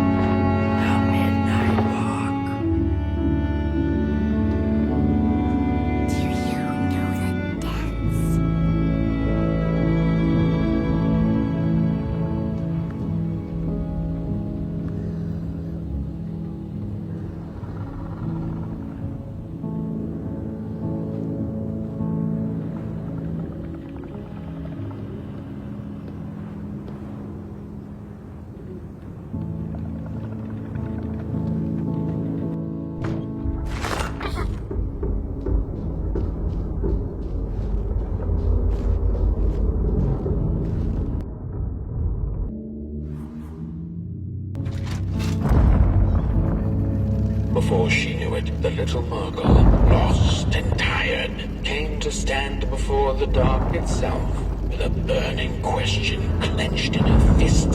She felt like punching the dark with it, screaming it out like the howling Morgrim, laughing it out like the starving crawlers who had nothing left to eat but the hope of others. Who took the sun away? It then asked the Murgle. Its voice sounded like a dark forest, deep and ancient. It wasn't you, the Murgle retorted. You're its complete opposite. Surely you must be the reason it's gone. The dark then replied, I am but the absence of light, not its adversary.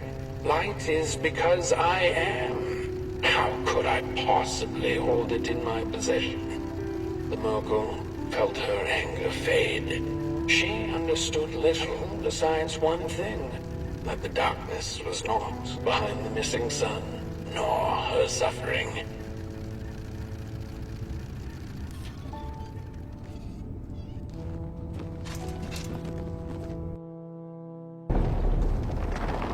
The wanderer asked the craftsman, "How do you make such perfect sculptures?"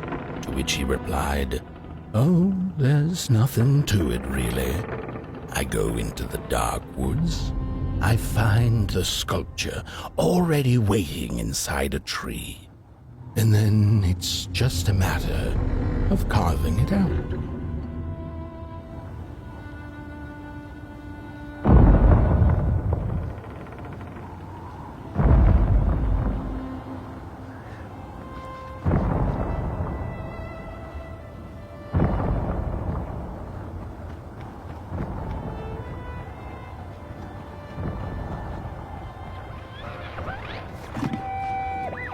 When I was a child, I exchanged letters with a monster in the woods. We were best pals, and we shared all our secrets with each other. One day, my sister told me that the monster wasn't real, that she'd written me all those letters to play a joke on me. But the joke's on her, because I knew the truth about the monster in the woods, and we exchange letters to this day.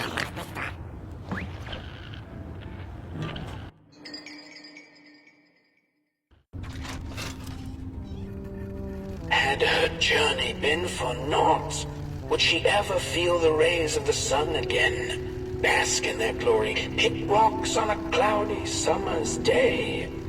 The mogul was alone in her questions, but then again she wasn't. The dark held her in a blanket of nothingness that was cold and warm at the same time. So, she sniffed, "What do I do now?" To which the dark itself replied, "You don't have to do anything." She took an hour's nap then and there, the blink of an eye by Merkel's standards, and then she began the journey back home, which seemed much shorter now than it had before.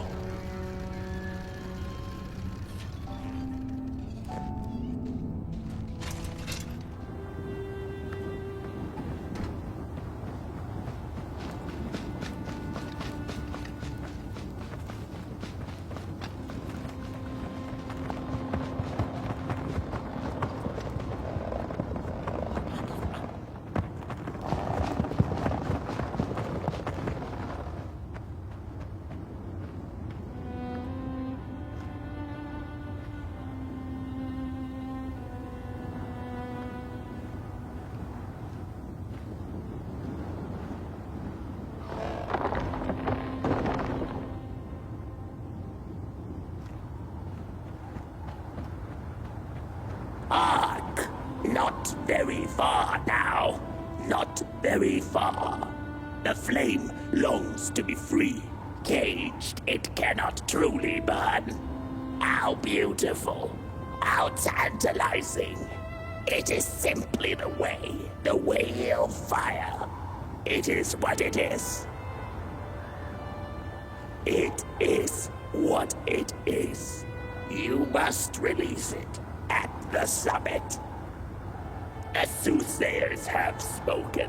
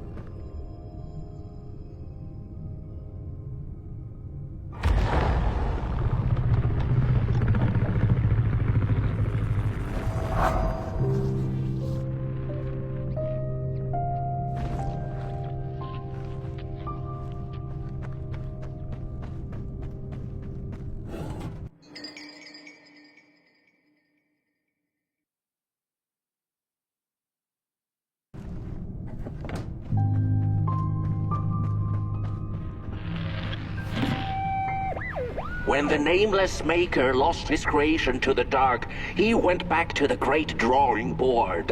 In his desperation to regain control, he made an attempt to sculpt the face of the dark itself, something he thought he'd glimpsed in his nightmares. But the face wormed itself out of his mind's eye, and instead his twisted sculptures came alive, grinning and many-legged. Thus, the grinners escaped and seeped into this world, as a reminder to the maker that there is always something to smile about, even when things don't go the way you hoped.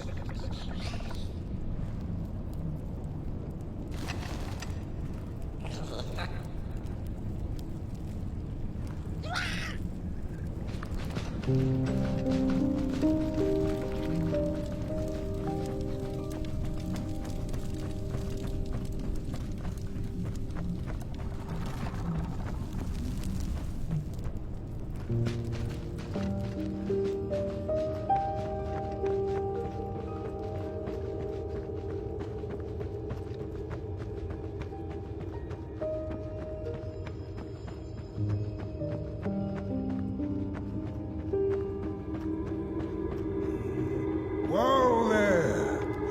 You look like you're about to move a mountain. That's what I get for trying to get in the way of a flame and its destination. Let him walk his walk. Ain't nothing gonna stop him now, looks like. Fare thee well now, Burnt One. You're going to Moon Mountain, and that walk is for you alone. You have a tough decision ahead of you to make, just like the ones who came before.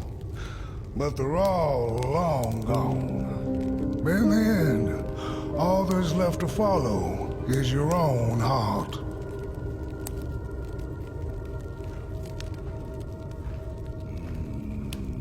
Hurry now. Go catch up with your little spark before the dark does.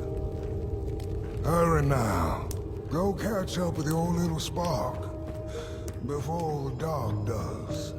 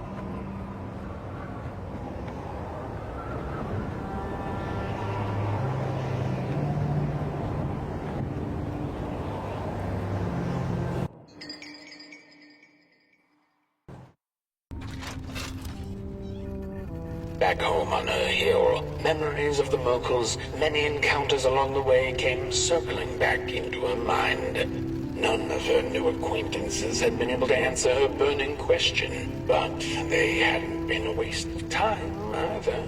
She knew not if the sun would return tomorrow, in another decade, century, or never. She knew now, however, that she didn't need to know.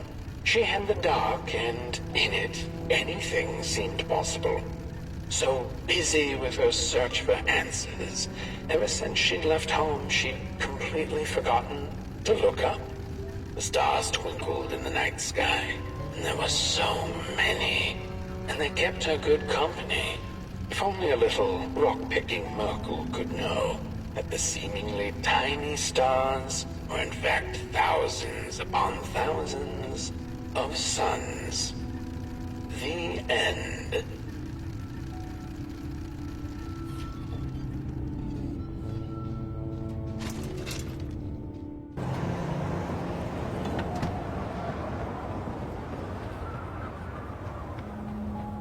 When I was a child, I exchanged letters with a monster in the woods. We were best pals, and we shared all our secrets with each other. One day, my sister told me that the monster wasn't real, that she'd written me all those letters to play a joke on me. But the joke's on her, because I knew the truth about the monster in the woods, and we exchange letters to this day. Oi! You the caretaker of this little fireball? What were you thinking, letting him run off? Don't you know how precious he is? Oh, yes you are. A real sunbeam. Who took the sun away? We Merkles used to ask until it finally ceased to matter. Night skies like these. Trouble seems so far away, doesn't it? I mean, isn't this just... Exactly my point. I used to be afraid of the dark. So much so that I became obsessed with these huge electric lamps left behind by the craftsmen of old. Couldn't pry myself away from them. I'd sleep outdoors and under their blinding radiance. One day, I woke up to the noise of quivering planks and nails. And would you believe it was my own house leaving me? It had gotten so restless it grew a pair of legs, took a name, and went on a hike. Housey was its name, bless its soul. Houses have no imagination. But I bet it had a grander adventure than I could ever imagine.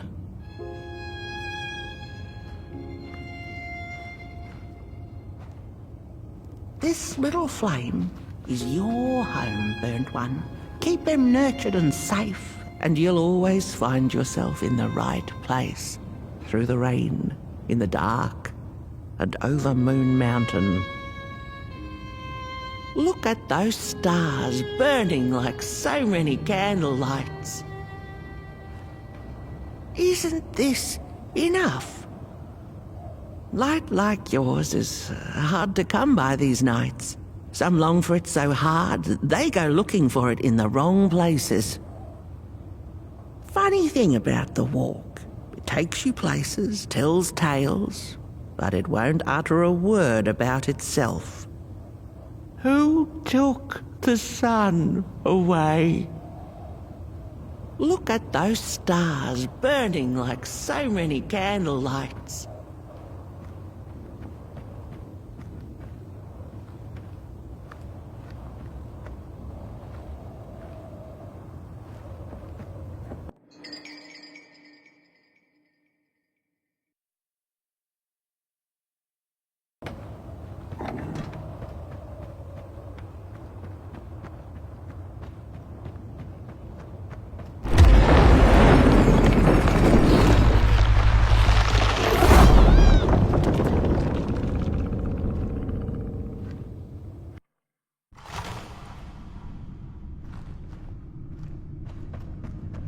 What is the dark? Is it ugly and cruel? Is it a place for monstrosities? for fools lost in the woods. A terrible void where all your nightmares come true.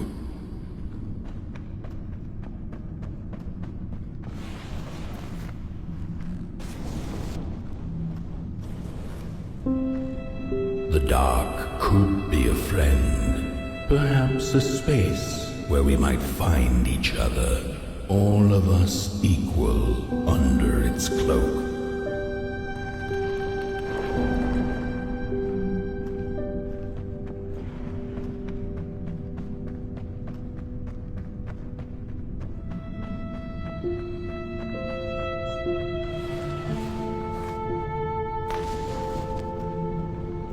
The dark could be an embrace and the release of the old, like taking off a tight shoe, laying bare one's feet, and taking a first step onto a new adventure.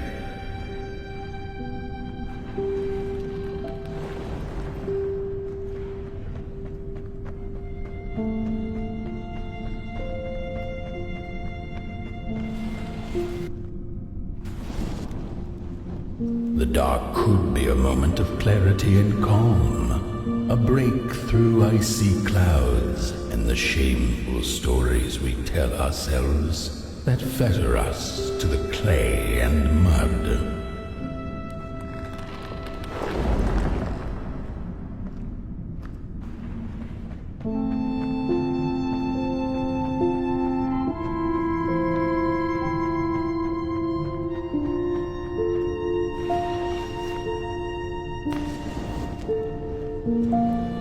The dark could be the space and time that we need to recover from the death of a dream and the quiet promise of a new beginnings waiting on the other side of grief.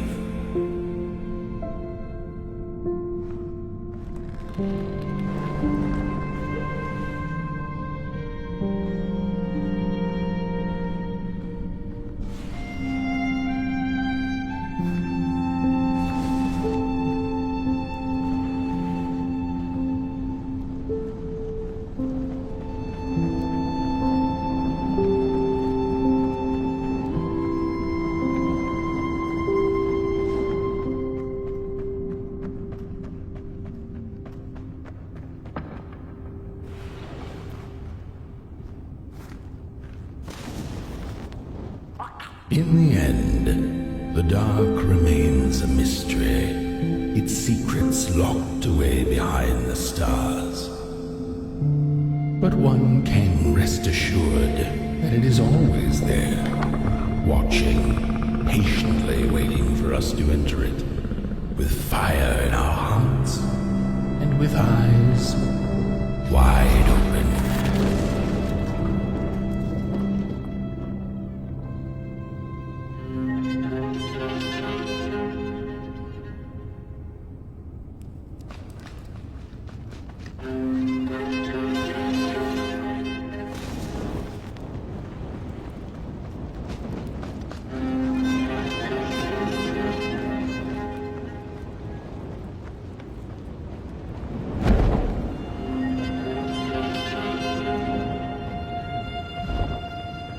You've arrived. Hark! Your fire is dying, but the last embers will light the final fireplace and send your potboy home. Can you do what you must? Naturally, you must. It is destined, and you will be loved and forgotten.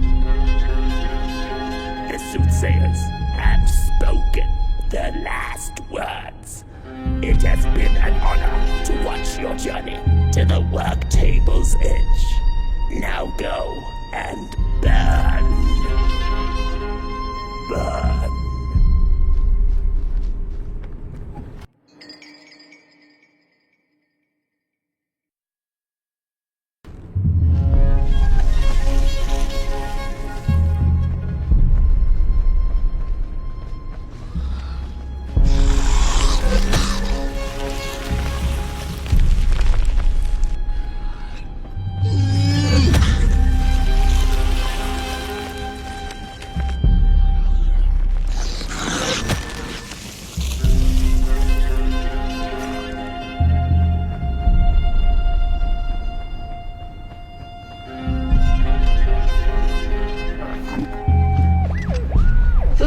first two-legged beings did prosper under the first sun. But it didn't matter how much they bathed in its light. They craved more. They sought to cage the sun, harness its power, and make it theirs. But the makers in their foresight had put the sun far, far away. So far that no creature could reach it. That's why, in their desperation, the two-legged ones began to collect matches, lighting them like minuscule suns of their own. But there are only so many matches in this world, and one day they'll run out, and they shall once again look to the sun.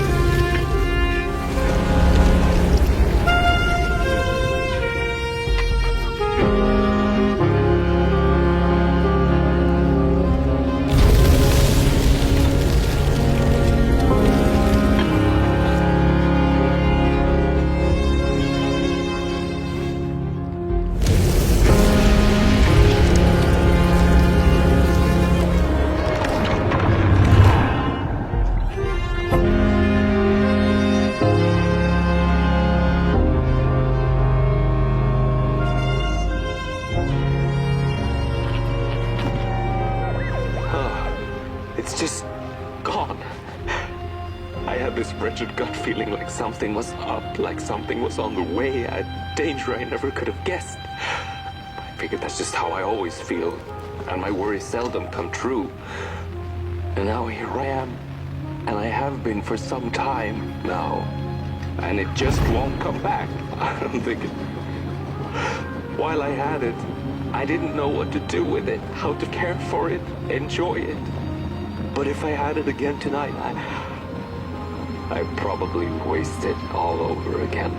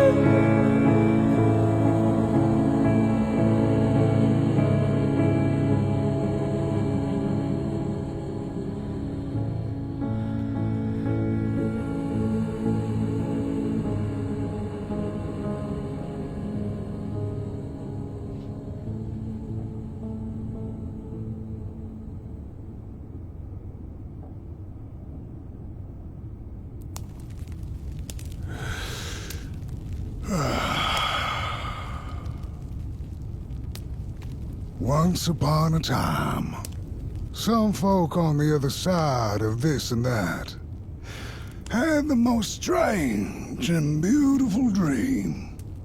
I hope that tonight you caught a glimpse of it, and I wish you the levity and grace to smile in the darkest of times and on the way down your midnight walk.